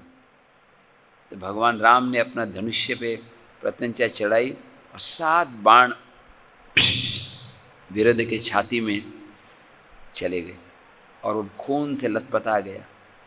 फिर सीता देवी को मुक्ति। बाद में विरध फिर उठ गया, मरा नहीं था। देखो असुरों से भी सीखना चाहिए, 7 बाण लगे, खून बह रहा है, फिर भी लड़ाई करने जा रहा है। उत्साह, धैर्य, निश्चय, तो उनका भी इतना उत्साह है। फिर से वो आक्रमण करने के लिए आया और कुछ जो 7 में से 3-4 तीर को तो ऐसे ही खा गया जैसे समोसा खा जाता, वो अंदर ही खा गया। फिर उसने अपने जब भाला फेंका, भगवान ने उसका भी अंत कर दिया। और राम और लक्ष्मण जब विराट के पास में पहुँचे, उसके शरीर को तलवार से मारने वाले थे और उसको उठाकर ले जा रहे थे, तब सीता देवी के मन में, एक्चुअली मैं गलत बोला, हालांकि भगवान राम और लक्ष्मण ने उसके शरीर पर आक्रमण किया, फिर भी राक्षस का कुछ भाग बचा था और बचे हुए भाग से उसने राम और लक्ष्मण को अपने हाथ में उठा लिया और कंधे पे बिठा के जबरदस्ती ले गया। सीता देवी रोने लगी, हे राक्षस तुम मुझे स्वीकार कर लो, ये राम और लक्ष्मण को छोड़ दो। तब भगवान राम ने निश्चय किया उसका अंत करना है। भगवान राम ने उसके राइट हाथ को काट दिया। भगवान लक्ष्मण ने उसके लेफ्ट हैंड को, वह ज़मीन पर गिर पड़ा। और फिर भगवान राम और लक्ष्मण उसको पीट रहे थे, मर ही नहीं रहा था। अंत में भगवान राम बोले कि मुझे ऐसे लगता है कि इसकी मृत्यु नहीं होने वाली, हमें इसको जीवित ही ज़मीन के अंदर गाड़ देना चाहिए। तो आप एक होल बनाओ। लक्ष्मण ने एक होल बनाया। तब विराट को होश आया, हे राम, अब मैं पहचान रहा हूँ, मैं गंधर्व था, मेरा नाम था तुम्बुरु, और मैं बहुत कामी था, लस्टी। मैं एक रंभा नाम की अप्सरा की तरफ आकर्षित हुआ, और जब कुबेर को पता चला तो उन्होंने मुझे शाप दिया कि तुम राक्षस बन जाओगे और तुम्हारा उद्धार नहीं होगा। जब भगवान राम आएंगे तभी तुम्हारा उद्धार होगा। आप मेरे को ज़मीन के अंदर गाड़ दो और इस तरह से मैं शाप से मुक्त हो जाऊंगा। अगर आपको और कुछ सलाह चाहिए, आगे एक शरभंगा नाम के एक ऋषि हैं, आप उनके पास जाओ, वो आपको मार्गदर्शन करेंगे। तब लक्ष्मण ने गड्ढा खोदा और भगवान राम इतनी देर में उस राक्षस के गले के ऊपर पैर रख कर बैठे थे, भाग नहीं जाए। अंत में उसको गड्ढे में डाला गया, पत्थर से ढका गया, उसके प्राण का अंत हुआ और वो स्वर्ग में पहुंच गया। भगवान श्री रामचंद्र की जय। भगवान राम आगे गए शरभंगा ऋषि के पास, और क्या देखा, उधर इंद्र आए हुए हैं, स्वर्ग के राजा इंद्र और ऋषि से मिलने आए हैं। इंद्र शरभंगा से बात कर रहे थे। जब भगवान राम को देखा तो इंद्र भगवान राम के चरणों में गिर पड़े। एक्चुअली सीता देवी, लक्ष्मण और राम ने शरभंगा ऋषि के चरण को स्पर्श किया और पूछा कि इंद्र यहाँ पर आए थे थोड़ी देर पहले, क्यों यहाँ पर आए, क्या कारण है। शरभंगा ने बताया कि एक्चुअली इंद्र मुझे ब्रह्मलोक लेने के लिए आए थे, लेकिन मैंने बोला कि मैं भगवान राम की लीला में भाग लेना चाहता हूँ, बाद में मैं शरीर छोड़ के जाऊँगा। भगवान राम ने शरभंगा को पूछा कि अब वनवास के 11 साल बीत गए और 3 साल बचे हैं, मुझे कहाँ पर जाना चाहिए। तब उन्होंने कहा कि आप सुतीक्ष्ण ऋषि के पास जाओ, वो आपको मार्गदर्शन करेंगे। अब मेरे शरीर छोड़ने का समय आया है।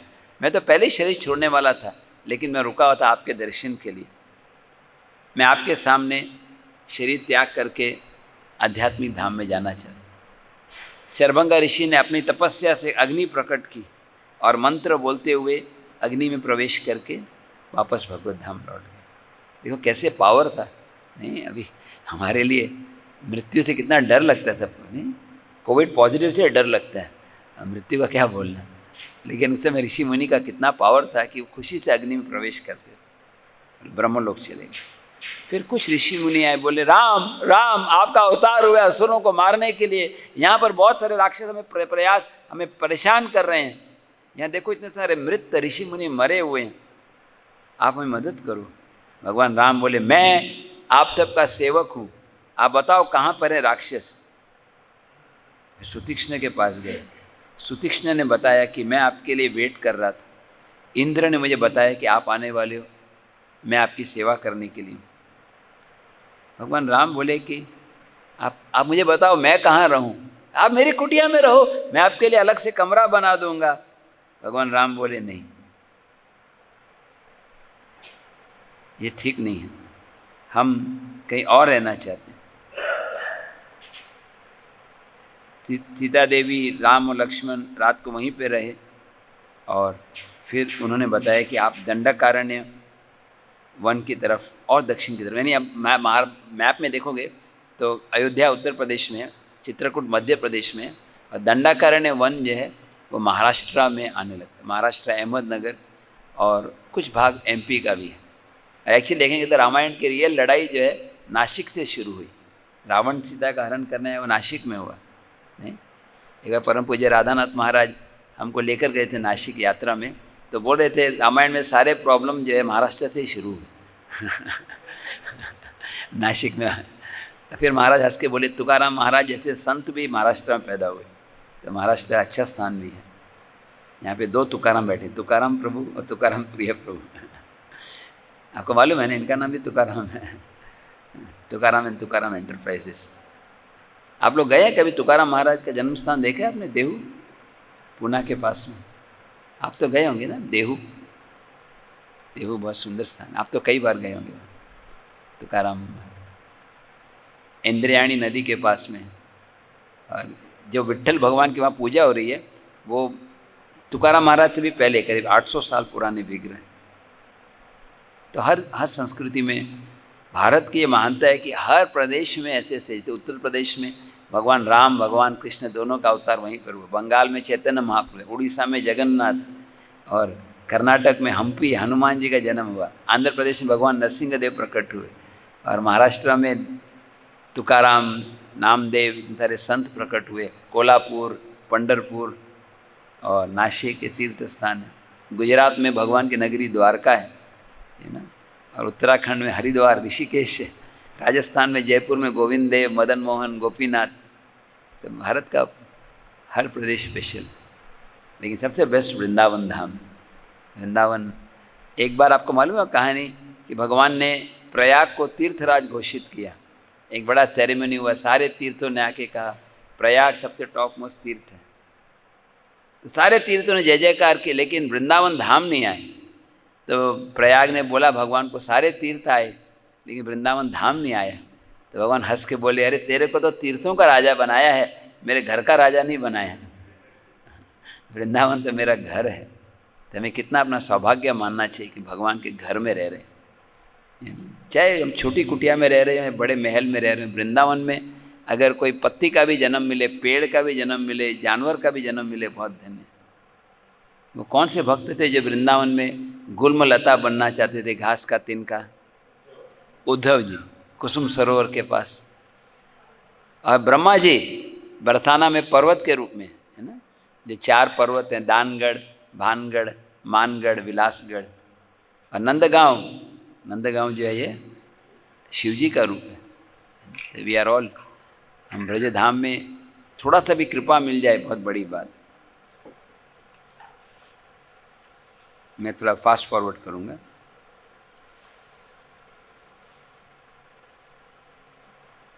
हम लोग नासिक आ जाएंगे क्योंकि समय कम है। और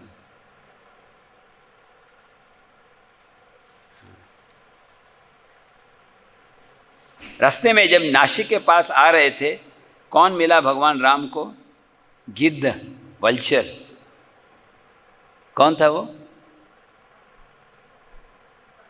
जटायु। तब भगवान राम को लगा राक्षस है, तुम कौन हो? बोले मैं जटायु हूँ, मैं तुम्हारे पिता महाराज दशरथ का दोस्त हूँ। कश्यप ऋषि, इन्होंने प्रजापति दक्ष की 8 बेटियों से शादी की।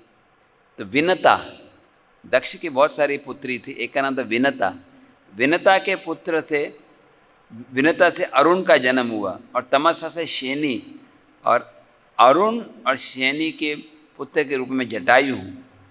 मैं आपको बताना चाहता हूँ, जंगल में आप जा रहे हैं, यहाँ पर बहुत सारे राक्षस रहते हैं, तो मैं वचन दे रहा हूँ कि मैं सीता की रक्षा करूँगा। जब तक मेरे प्राण हैं तब मैं सीता को रक्षा करूँ। देखते हैं जैसे कि जटायु लड़ाई करते करते मर जाते हैं, लेकिन फिर भी वो प्रयास करते। मतलब एक भक्त को सेवा के लिए प्रयास करना चाहिए, चाहे हम सफल हों या असफल हों, वो भगवान के हाथ में। भगवान राम ने बड़े आदर से प्रणाम किया और उनको पंचवटी, जटायु उनको बोला पंचवटी में रहिए। पंचवटी नासिक का ही नाम है, वहाँ पर पंच वट वृक्ष हैं। आप गए कभी नासिक? भगवान राम का स्थान, वहाँ पे 5 वट वृक्ष हैं, और सीता गुफा भी है। जब रावण आता है सीता का हरण करने के लिए, गुफा है जहाँ पर पहले एक बार लक्ष्मण सीता को छिपाते हैं, बस फाइनली हरण होता है, वो भी लीला। लेकिन इसमें भी एक इंटरेस्टिंग चीज़ है कि सीता हरण की लीला है भी और नहीं भी है। एक्चुअली सीता का हरण नहीं हुआ, क्योंकि जब भगवान नासिक में आ रहे थे तो भगवान अग्निदेव के पास गए, और जो असली सीता थी उन्होंने अग्निदेव को सौंप दी। और जिस सीता का हरण किया गया वो माया सीता थी। वो पूर्व जन्म में कौन थी मालूम है? माया सीता। वेदवती, यस, वेदवती। तो वेदवती ने एक दुष्ट राक्षस उनको आक्रमण करने आया था, आई थिंक, सॉरी, रावण ही आया था। तो रावण को उन्होंने शाप दिया था कि अगले जन्म में मैं तुम्हारी मृत्यु के कारण बनूँ। तो वही वेदवती माया सीता बन। तो ये चैतन्य चरितामृत में बहुत सुंदर कहानी है कि एक बार चैतन्य महाप्रभु एक ब्राह्मण के घर में गए और वो ब्राह्मण बोले, आइए भगवान, आप प्रसाद दीजिए, दोपहर को आप आना प्रसाद के लिए। तो भगवान आ गए प्रसाद के लिए करीब 12 बजे और पूछा, प्रसाद तैयार नहीं है? लो प्रसाद, ओ लक्ष्मण सब्जी लाने गए हैं और लक्ष्मण सब्जी लेकर आएंगे, फिर सीता पकाएगी। तो भगवान समझिए बहुत हाई फाई डिवोटी है। नहीं, आपको कैसा लगे, आप कृष्णा हॉल में कल गए दोपहर को 1 बजे, कल 1 बजे होगा ना फीस्ट रामनवमी का, 2 बजे, और कोई किचन इंचार्ज हमारे गौर भगवान प्रभु बोलते हैं कि अभी एक्चुअली सब्जी लाने के लिए डिवोटी गए हैं और फिर प्रसाद बन जाएगा शाम को 5 बजे। अरे प्रभु जी, हम कहीं बाहर जाके गोविंदास में खा लेते हैं कुछ तो। तो भगवान चैतन्य वेट कर रहे हैं, 12 बज गए, 12:30, 1, 2, 3 बजे प्रसाद लेकर आए। तो भगवान ने पूछा कि अभी प्रसाद लो, आप क्यों नहीं ले रहे? नहीं नहीं नहीं नहीं, मैं प्रसाद नहीं ले सकता, आप लो, मेरे को बड़ा दुख है। तो ब्राह्मण कहने लगा, मेरे मन में बड़ा दुख है। क्या दुख है? क्या दुख था वो ब्राह्मण को? सीता, जगत माता सीता, इसको दुष्ट राक्षस ने स्पर्श किया, ये समाचार ही मुझे बहुत दुख देने वाला है, इसलिए मैं भोजन नहीं कर सकता।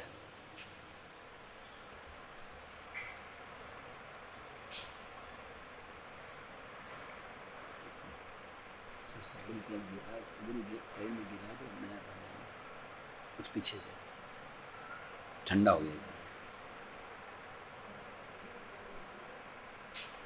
भगवान राम ने समझाया कि एक्चुअली सीता का हरण नहीं हुआ था, क्योंकि जब भगवान नासिक में प्रवेश कर रहे थे तो उन्होंने सीता को अग्निदेव के पास रख दिया। तो जो सीता का हरण हुआ है वो माया सीता थी। आप थोड़ा प्रसाद लो, थोड़ा प्रसाद दिया, लेकिन बहुत दुखी थे, उसको पूरा विश्वास था, उसको थोड़ा विश्वास नहीं हो रहा था कि सीता का हरण नहीं हुआ है। तो चैतन्य महाप्रभु वहाँ से निकल गए। ये लीला हुई मदुराई में, दक्षिण भारत में एक स्थान है मदुराई, नाम सुना है? मदुराई, वहाँ पे मीनाक्षी देवी का मंदिर भी है।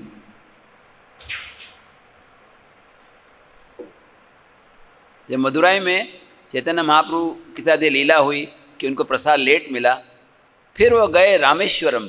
आप गए रामेश्वरम? वहाँ पे 24 कुएँ हैं जिसमें स्नान किया जाता है। ये इंटरेस्टिंग है, रामेश्वरम की भी जो शिवलिंग की कहानी है कि रावण का वध करने के बाद भगवान राम लौट कर आए, उनके मन में पश्चाताप का भावना था कि मैंने शिव जी के एक महान भक्त को मार दिया है। तो इसीलिए भगवान राम ने शिव जी की पूजा की और एक शिवलिंग स्थापना करना था। तो हनुमान जी को भेजा, हनुमान जी आप लेकर आइए। तो हनुमान जी बहुत फास्ट है, हनुमान एयरलाइंस आप जानते हैं, फ्लाइट बहुत फास्ट जाते हैं, लेकिन थोड़ी देर हो रही थी आने में और पूजा का समय बीत रहा था।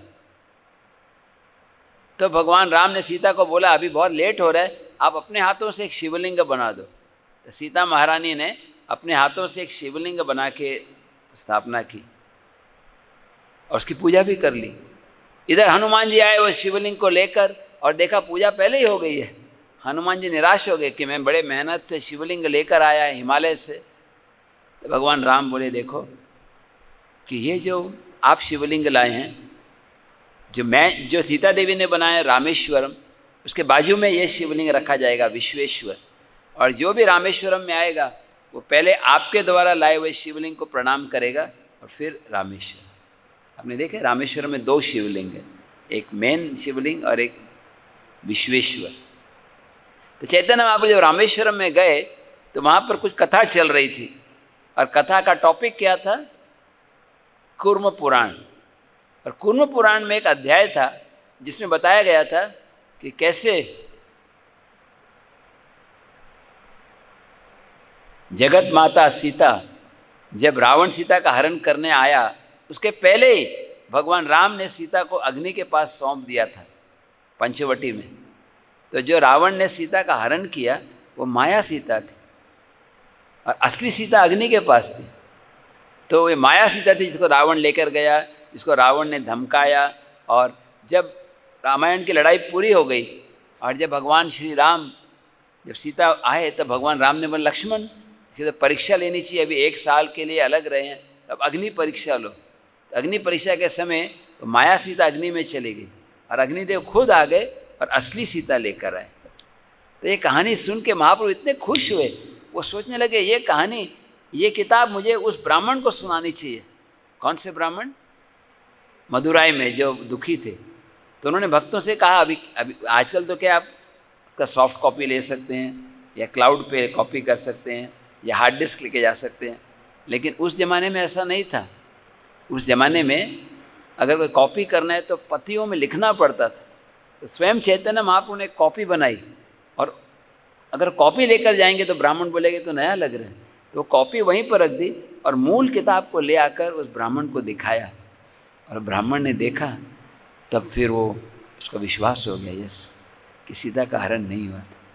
उस दिन आप आए थे तो मैं आपकी सेवा ठीक से नहीं कर पाया था दुख के कारण, लेकिन आज आप फिर से आइए प्रसाद के लिए, मैं आपकी सेवा ठीक से करूँगा। और फिर इस बार ठीक समय पर 12 बजे उनको प्रसाद मिला। ऐसे बहुत सारी कहानी है गौर लीला में जिसमें रामायण से कनेक्टेड है, क्योंकि चैतन्य महाप्रभु राम भगवान राम भी हैं। हम लोग आज के प्रवचन के आखिरी अध्याय पे पहुंच रहे हैं, वह है नासिक की लीला। हालांकि वास्तव में सीता का हरण नहीं भी हुआ था, लेकिन फिर भी लीला की जा रही, इससे कई कारण हैं। इसमें भगवान भक्तों को सेवा दे रहे हैं। अगर सीता हरण की लीला नहीं दिखाई दी तो हनुमान जी और सारे वानर का गुणगान नहीं होता। ये उनको प्रोजेक्ट कैसे मिलता? ब्रिज बनाना, हनुमान जी समुद्र पार करके गए, सिंह का और लंकिनी से लड़ाई किया, कैसे कैसे हनुमान जी ने अशोक वाटिका में लीला दिखाई, कैसे सीता का संदेश दिया, कैसे हनुमान जी रावण से मिले और कैसे पूरे लंका नगरी को जला दिया। ये इंटरेस्टिंग है, हनुमान जी ने पूरी लंका नगरी को जला दिया और जलाने का खर्चा भी रावण के अकाउंट से लिया, क्योंकि जो तेल लगाया गया था वो रावण ने लगाया। जैसे पाकिस्तान का बॉम्ब लेकर वापस पाकिस्तान में फेंक दिया। हमारे तुकाराम प्रिय प्रभु, आप आर्मी में थे ना? आर्मी में तो कभी कश्मीर में भी थे, वो क्या नाम है, पूंछ बॉर्डर, क्या वो पूंछ, हाँ, वहाँ पे आप लोग ग्रेनेड फेंकते होंगे नहीं? पाकिस्तान के साथ कैच बॉल खेलते। आपके पिताजी भी एयरफोर्स में थे ना? जय। हमारे डिवोटीज़ बहुत सारे हैं जिनके पेरेंट्स, हमारे सुंदरानंद प्रभु हैं, वो भी दिल्ली में रहते हैं, वो नेवी में थे। बहुत सारे, विजय बलदेव प्रभु एयरफोर्स में। तो एक्चुअली हमारे भक्त जब ये सेवा में जाते हैं तो सबको शुद्ध बना देते हैं और वहाँ पर भी हरि नाम का प्रचार है। तो भगवान ऐसी लीलाएं करते हैं अपने भक्तों का गुणगान करने के लिए। जैसे एक बार प्रभुपाद जी को किसी ने पूछा कि भक्ति विनोद ठाकुर विदेश में क्यों नहीं गए प्रचार करने के लिए? तो प्रभुपाद हंस के बोले वो काम मेरे लिए रखा उन्होंने, वो चाहते थे मैं ये सेवा करूं। तो अगर हम इस्कॉन में सेवा करें या नहीं करें, भगवान का संदेश तो फैलने ही वाला है, लेकिन अगर हम कोई सेवा कर लेते हैं तो उससे हमारा शुद्धिकरण होता है, हमें इसका लाभ प्राप्त हो जाता है। नहीं, अब भगवान श्री राम को जटायु ने बताया कि आप यहीं पर कुटिया बनाइए, गोदावरी नदी के किनारे रामकुंड, अपने नाम से ना रामकुंड, नासिक में रामकुंड, लक्ष्मण कुंड और सीता गुफा। तो वहाँ पे बहुत सुंदर कुटिया बनाई गई। एक दिन भगवान राम लक्ष्मण सीता के साथ जा रहे थे, अचानक एक राक्षसी आ गई, बहुत भयानक राक्षसी। उसका शरीर इतना भयानक लग रहा था, उसका पेट फूला हुआ था फुटबॉल की तरह, और भगवान राम इतने सुंदर लग रहे थे। अरे पूरा कॉन्ट्रास्ट था, जैसे ब्लैक एंड वाइट। भगवान राम इतने सुंदर और राक्षसी इतनी भयानक। और बाकी जैसे पूतना भी राक्षसी थी, ये पूतना कम से कम उसको इतना एटिकेट मालूम था, वो वेश बदल के आई। पूतना राक्षसी के रूप में नहीं आई, लेकिन शूर्पणखा ये इतना उसका स्वाभाविक भगवान के प्रति इतना ये था, वो दौड़ते हुए आई और भगवान राम के पास बोले, हे राम तुम बहुत सुंदर हो, मैं भी बहुत सुंदरी हूँ। 50% राइट था, 50% है ना। अगर शूर्पणखा से सीखना है तो क्या सीखना चाहिए? पॉजिटिव थिंकिंग, है ना। इतना भयानक रूप होने के बाद बोले मैं भी सुंदरी हूँ, आप भी सुंदर हो, विधाता ने हम दोनों को एक दूसरे के लिए बनाया है, आप मेरे साथ चलो, क्यों इस जंगल में घूम रहे हो सीता के साथ, हम दोनों बड़ा आनंद ग्रहण करेंगे। भगवान राम मुस्कुराकर बोलने लगे कि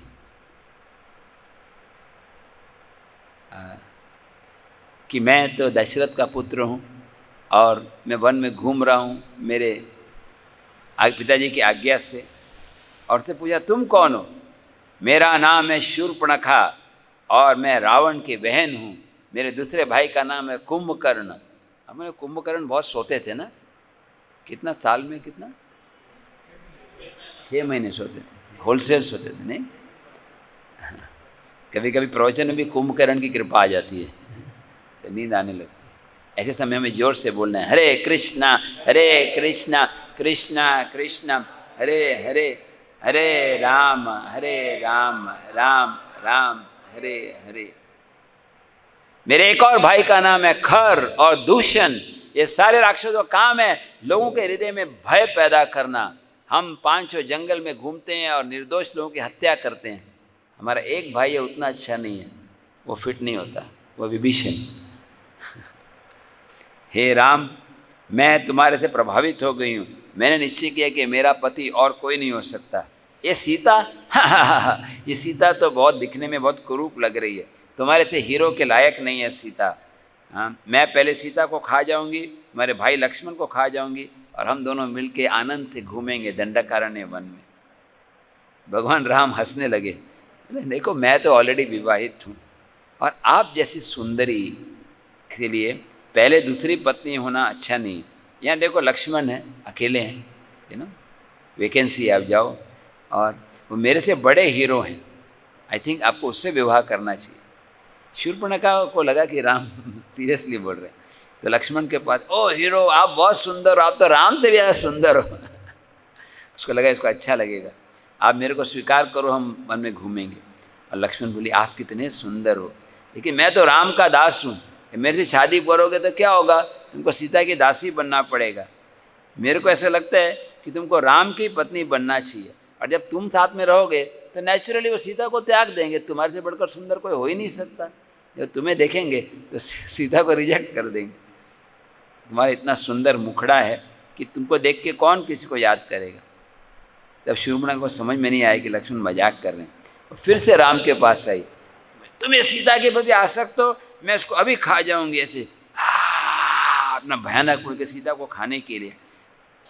लक्ष्मण, भगवान राम, लक्ष्मण राक्षस से मजाक मत करो, तुम्हारे मजाक के कारण देखो क्या हो रहा है, सीता का जीवन खतरे में है, चलो जल्दी इसके ऊपर ऑपरेशन किया जाए। तो लक्ष्मण ने अपनी तलवार ली, 3 ऑपरेशन, 1 नाक 2 कान काट दिए। कैसे लगेगा? नहीं, ये सर्जरी एक्चुअली, आजकल सर्जरी के 5-6 लाख लगते हैं, फ्री में सर्जरी होगी, और उसके नाक से खून बहने चिल्लाते हुए वो जनस्थान, ये इलाके को जनस्थान बोलते हैं, जहाँ पर खर दूषण और 14,000 राक्षस थे। वो जोर से चिल्लाते हुए गई और खर के चरणों में गिर पड़ी, और खर बहुत गुस्सा बोले, मेरी बहन उठो, कौन है वो व्यक्ति जिसने अपनी मृत्यु को बुलाया है, चाहे वो असुर हो या देवता हो या गंधर्व हो या नाग हो, जिस किसी ने ऐसा किया है उसकी मृत्यु निश्चित है। तब शूर्पणखा ने जवाब दिया कि यहाँ पर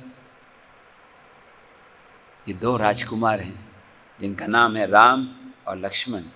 पता नहीं वो देवता है कि असुर हैं, लेकिन बहुत सुंदर हैं, लेकिन इन्होंने मेरा ऑपरेशन कर दिया।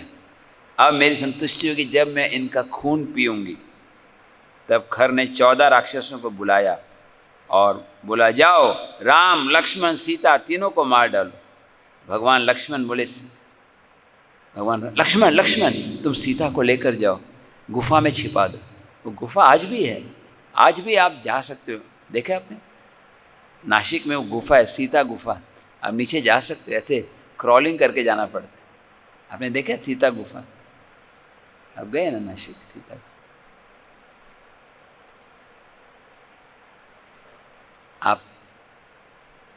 आप सीता की रक्षा करो।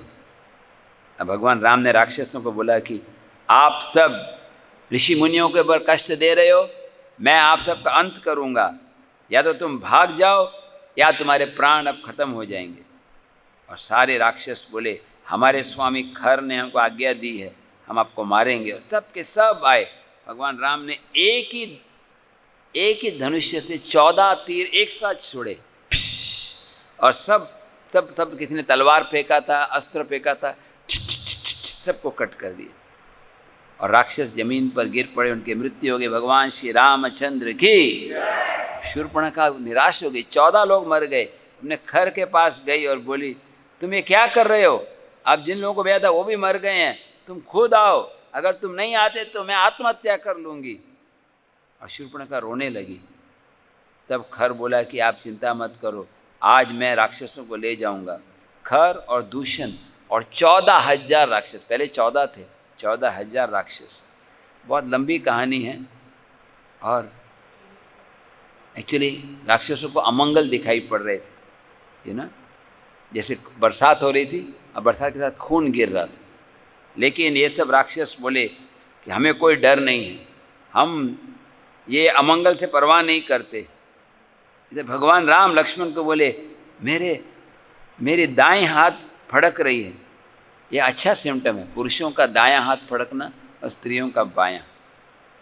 और ये बहुत लंबी कहानी है, लेकिन भगवान राम अकेले ही 14,000 राक्षसों को 1 घंटे में मार देते।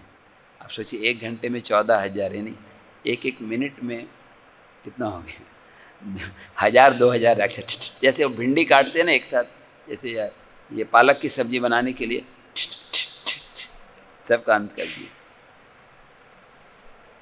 खर दूषण के अंत होने के बाद में अब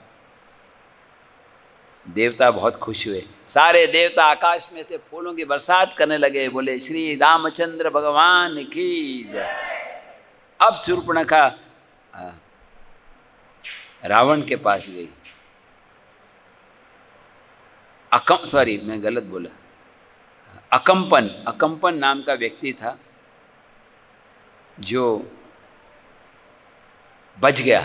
14,000 में से एक राक्षस बच गया। वो SMS भेजने के लिए गया, मैसेज देने के लिए रावण को। उसने व्हाट्सएप नहीं था, वो पर्सनली गया और वो जाकर बोलने गया रावण को कि तुम्हारे 2 भाई मारे गए। हाँ, और 14,000 राक्षस किसने मारा? कौन है जिसने मृत्यु को बुलाया है? चाहे इंद्र हो, यमराज हो या विष्णु हो, जो भी है उसकी मृत्यु निश्चित है। कंपन ने बोला कि मैं सत्य बोलूँगा, लेकिन बुरा मत मानना। अब बुरा तो नहीं मानोगे, मैं सत्य बोलूँगा। बोले हाँ बोलो। बोले ये एक राम नाम के व्यक्ति ने किया है और ये राम बहुत शक्तिशाली है और उसके सामने कोई नहीं जीवित रहेगा। तब रावण ने निश्चय किया कि मैं खुद जा रहा हूँ। अकंपन उसने रावण को बोला तुम मत जाओ तुम्हारी शक्ति नहीं है राम के सामने। भगवान राम तो पूरे ब्रह्मांड को नाश कर सकते हैं। सारे देवताओं को और असुरों सब मिलके, समझो दोनों पार्टी एक भी हो जाए तो भी राम को कोई नहीं मार सकता। लेकिन मैं एक तरीका बताता हूँ, आप सीता का हरण करो। अगर आप सीता का हरण करोगे तो दुख के कारण भगवान राम अपने प्राणों को त्याग देंगे। तब रावण किसकी मदद लेते हैं सीता का हरण करने के लिए? मारीच। और मारीच के पास गए। मारीच याद है आपको? वही है ना जो इंटरनेशनल फ्लाइट से भगवान राम ने उसको भेजा था मॉरिशस। वो तब से ना साधना, भगवे कपड़े पहन के जपा कर रहा था, राम राम राम बोल रहा था ना। उसने पूरा VRS ले लिया था और वहाँ बैठा हुआ था। और जब मारीच ने पूछा कि तुम सरप्राइज आए क्यों, तो बोले कि मेरे राम को मैं मारना चाहता हूँ, तुम्हारी मदद चाहिए। तो मारीच बोले राम राम राम राम का नाम मत बताओ। राम को मारने के लिए जिसने तुम्हें बोला है वो तुम्हारा शत्रु है, जो तुम्हें बता रहा है कि तुम राम से जीत सकते हो। ये जान लो कि राम अनंत शक्तिशाली हैं। तुमने क्रोध को वश में करो, तुम्हारे 350 पत्नियाँ, खुश रहो, राम के चक्कर में मत जाओ, नहीं तो तुम्हारा प्रलय होगा। अब से मेरे को जब तीर लगा मैं सब जगह राम दिखाई पड़ते हैं। मैं रथ देखता हूँ तो र बोलता है तो राम दिखाई पड़ता है। मैं पेड़ में तो मुझे राम दिखाई पड़ता है। राम राम राम राम बोले, राम राम राम राम राम। तब शूर्पणखा, उतने में शूर्पणखा फिर से आ गई। रावण चला गया वापस। अब लेकिन सारे ऋषि, सारे उसके एडवाइज़र ने बोला कि तुम जाओ फिर से। शूर्पणखा खुद आई, बोले भाई तुम इंद्र तृप्ति में लगे हो, हाँ, मेरे अपमान होने पे तुम कुछ नहीं कर रहे। शूर्पणखा ने देखा, फिर अंत में शूर्पणखा ने सीता की सुंदरता का वर्णन किया कि तुम सीता का हरण करोगे, तुम बहुत खुश होगे। तब रावण फिर से आया मारीच आश्रम। अभी तो आप आए थे, मारीच ने बोला थोड़ी देर पहले, अब वापस कैसे आ गए? तब रावण ने बताया कि मेरी एक योजना है, मैं एक हिरण का, तुम एक हिरण का रूप धारण करके जाओ और राम को दूर लेकर जाओ। जब राम के अनुपस्थिति में मैं सीता का हरण करूँगा। तब मारीच बहुत डर गए, बोले देखो अब अगर ऐसा करोगे तो पूरे राक्षस का अंत हो जाएगा। राम की शक्ति को जान लो। पहले मैं घूमता था अपने हाथ में गदा लेकर मारीच, और मैं ऋषि मुनियों के ऊपर आक्रमण करता था। तब विश्वामित्र मुनि ने महाराज भगवान राम और लक्ष्मण को बुलाकर ले आया और उन्होंने एक तीर मारा और मेरे को दूर फेंक दिया। इसके बाद क्या हुआ, फिर मेरा अभिमान बढ़ गया। मैंने एक हिरण का रूप धारण किया और मैं जंगल में जाके ऋषियों का खून पीता था। फिर मैं जंगल में जा रहा था तो सीता देवी और लक्ष्मण के साथ राम को देखा। मैं बदला लेने के लिए आया, तब भगवान राम ने तीन तीर चलाए। मेरे 2 साथी मर गए और मैं बच गया, मैं भाग के आ गया। तब से मैं बहुत डरता हूँ। मैं जहाँ भी देखता हूँ मुझे राम दिखाई पड़ते हैं। मैं जंगल में राम दिखाई पड़ता है, मुझे पेड़ों में राम दिखाई पड़ते हैं। आप सीता देवी को भूल जाओ। कोई बोलता है रथ, रत्न, या कोई भी र बोलता है रुपया, तो मुझे राम याद आ जाते हैं। संतुष्ट हो जाओ। दूसरे की पत्नी का हरण करना बड़ा पाप होता है। रावण ने जवाब दिया, मारीच मैं तुमसे पूछने के लिए नहीं आया मुझे क्या करना है, मैं तुमको आज्ञा देने के लिए आया हूँ। अगर तुमने मेरी आज्ञा को नहीं स्वीकार किया तो तुम्हारी मृत्यु निश्चित है। मारीच सोचने लगा अब तो मरना ही है, या तो राम के हाथ मरो या रावण के हाथ। राम के हाथ मरना बहुत अच्छा है, भगवान के धाम की प्राप्ति होगी। अगर रावण के हाथ मरे तो पता नहीं नरक में वेटिंग लिस्ट मिलेगा, इतना पाप है। लेकिन मैं आपको बता दूं एक बात, मीठा मीठा वचन बोलने वाले बहुत लोग दुनिया में मिलेंगे, लेकिन जो व्यक्ति कड़वा सत्य बोल रहा है वो आपका असली हित चिंतक होता है, वो बहुत कम मिलेंगे। तुम अगर अपनी योजना को लेकर मुझे ले जाओगे तो मैं भी मारा जाऊंगा, उसके बाद तुम भी मारे जाओगे।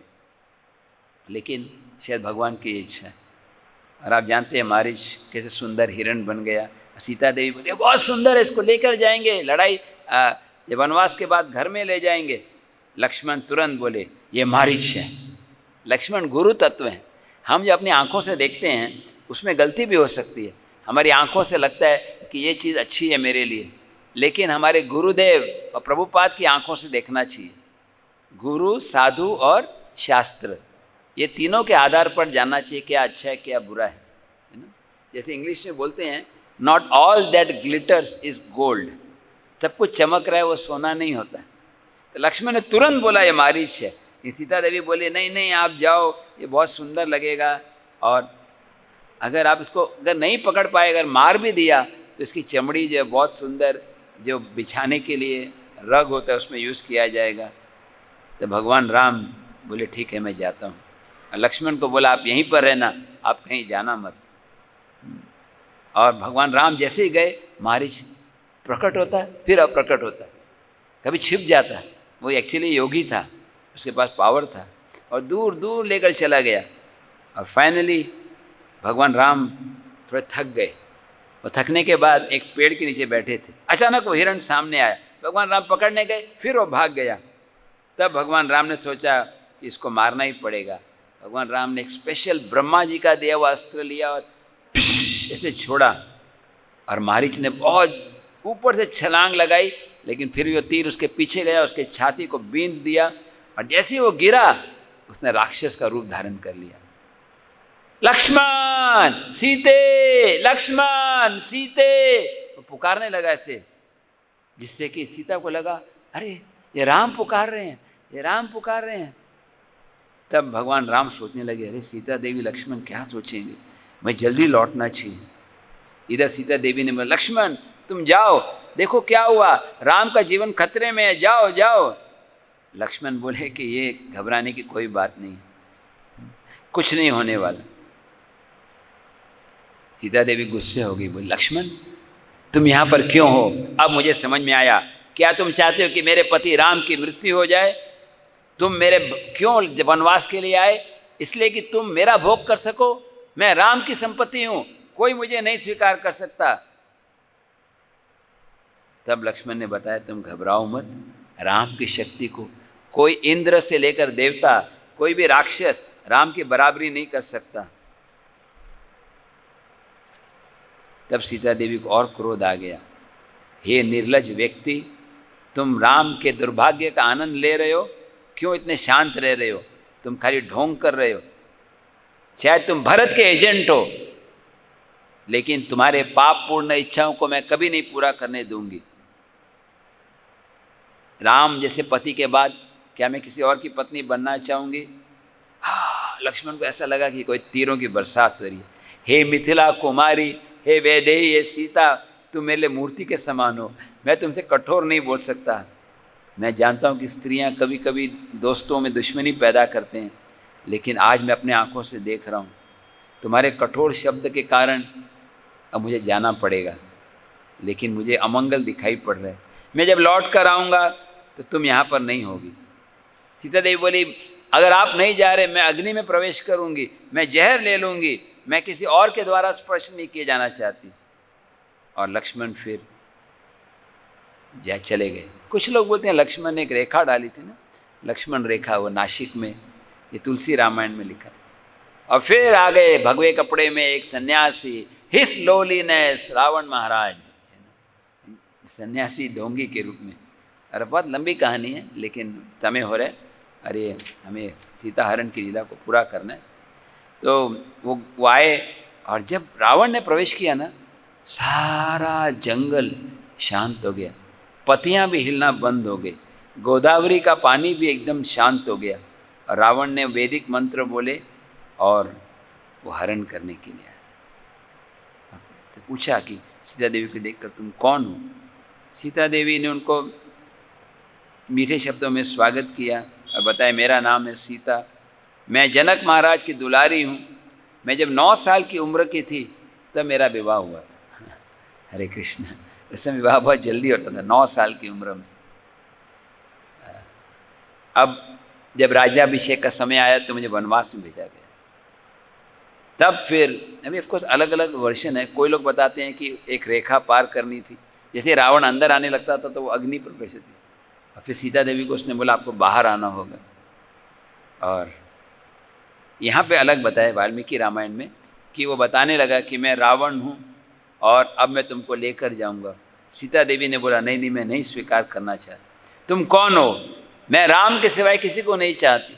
राम मनुष्यों में शेर हैं, तुम एक गीदड़ हो। राम सूर्य के समान हो। क्या कोई सुई की नोक से आँखों को चुभोएगा?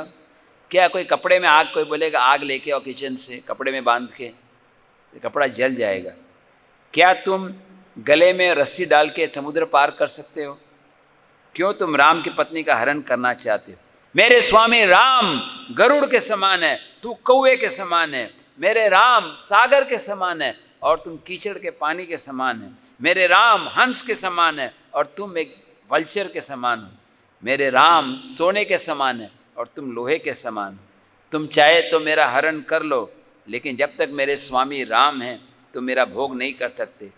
जैसे अगर एक मक्खी घी में प्रवेश करती है तो उसका आनंद नहीं ले सकती, वो मर जाती। तब रावण ने अपने पुष्पक रथ को बुलाकर बताया कि ये पुष्पक रथ तुम्हारा होगा, और जबरदस्ती सीता का हरण किया। उस समय सीता पुकारने लगी लक्ष्मण नहीं, सीता सीता, और जटायु को देखा, जटायु जटायु, ये मेरे को पता है कि तुम रावण को नहीं मार सकते, कम से कम आप समाचार दे दो कि मेरा हरण किया गया है, राम को समाचार दे देना। जटायु विश्राम कर रहे थे, लेकिन जैसे उन्होंने आवाज़ को सुना, अपने नींद को छोड़कर वो दौड़ते हुए आए और रावण को रोक दिया। हे रावण, मैं जटायु हूँ, मैं गिद्धों का राजा हूँ, तुम भगवान दूसरे की पत्नी को हाथ लगाने की शक्ति नहीं रखते। जान रखो कि तुम अपने हाथों में एक जहरीला सांप लेकर जा रहे हो। मैं जानता हूँ कि तुम जवान हो, मैं बूढ़ा हूँ, तुम्हारे पास अस्त्र हैं, लेकिन फिर भी जब तक मैं जीवित हूँ तब तक मैं लड़ूंगा। मैं तुमको चेतावनी दे रहा हूँ, या तो तुम सीता को लौटा दो या फिर तुम ऐसे गिर जाओगे जैसे पेड़ से पका हुआ फल गिर जाता है कभी कभी नारियल गिर जाता है ना, तब दोनों में लड़ाई होने लगी। इधर जटायु के पास ऐसे पंख थे, उन्हें पंख से राक्षस के धनुष्य को काट दिया और फिर से कवच को तोड़ दिया, और के 10 गधे, वो गधे के रथ को 10 गधे चला रहे थे, रावण के रथ को, तो उन्होंने 10 गधों को मार दिया। और क्या वो पूरा रथ सीता और रावण के साथ जमीन पर गिर पड़ा। तो सब लोग, देवता लोग बरसात करने लगे, जटायु महाराज की जय, जटायु देव की जय।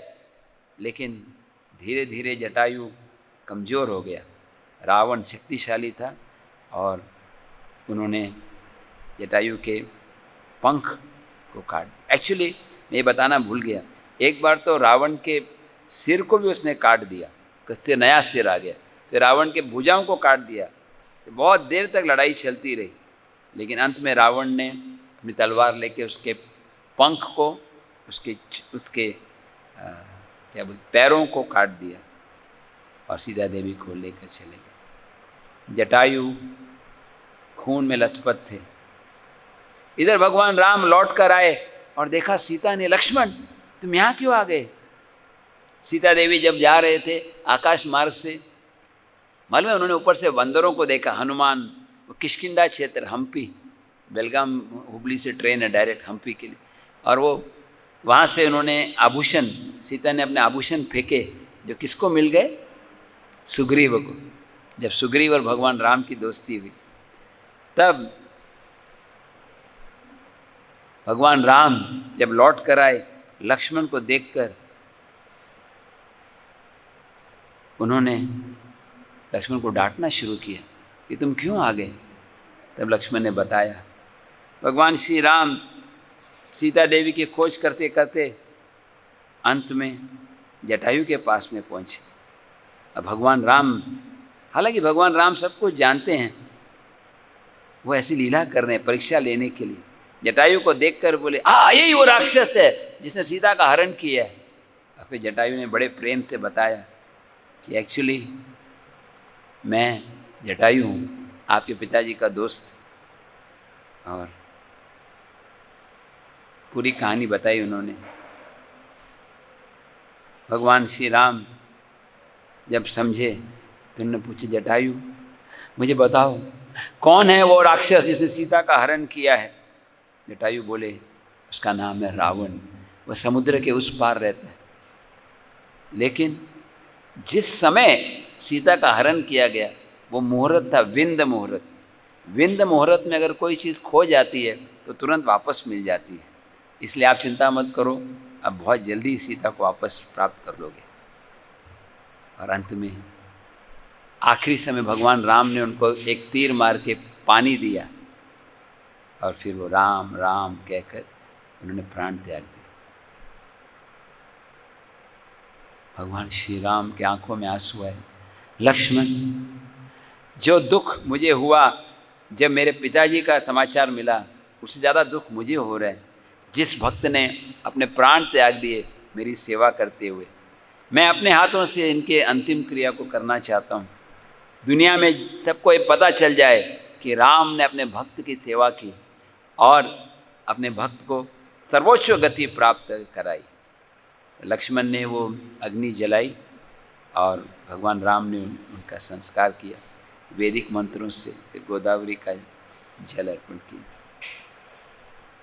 हरे कृष्ण। समय हो रहा है। हम लोग कल कंटिन्यू करेंगे। मैं आप सब भक्तों के भगवान के चरणों में भीख मांगता हूँ कि मैं शुद्ध भक्त बन जाऊँ, मुझे भगवान से प्रेम हो, जो हमारे अंदर प्रवृत्ति है असुरी प्रवृत्ति वो दूर हो जाए, और हनुमान रावण प्रवृत्ति दूर हो जाए, असुरी प्रवृत्ति, और हनुमान जी की जो प्रवृत्ति है सेवा भावना वो जागृत। हम लोग रोज की तरह 5 मिनट कीर्तन करेंगे। स्पेशली हमारे आज पंकज आंगिल प्रभु का स्वास्थ्य थोड़ा अच्छा हो गया सब भक्तों के प्रेयर से, और आज भी हम प्रेयर्स कंटिन्यू करेंगे 5 मिनट के लिए। करताल मृदंग कोई बजाए, करताल करताल। जय श्री कृष्ण चैतन्य प्रभु नित्यानंद, श्री अद्वैता गदाधर श्रीवासादि गौर भक्त वृंदा।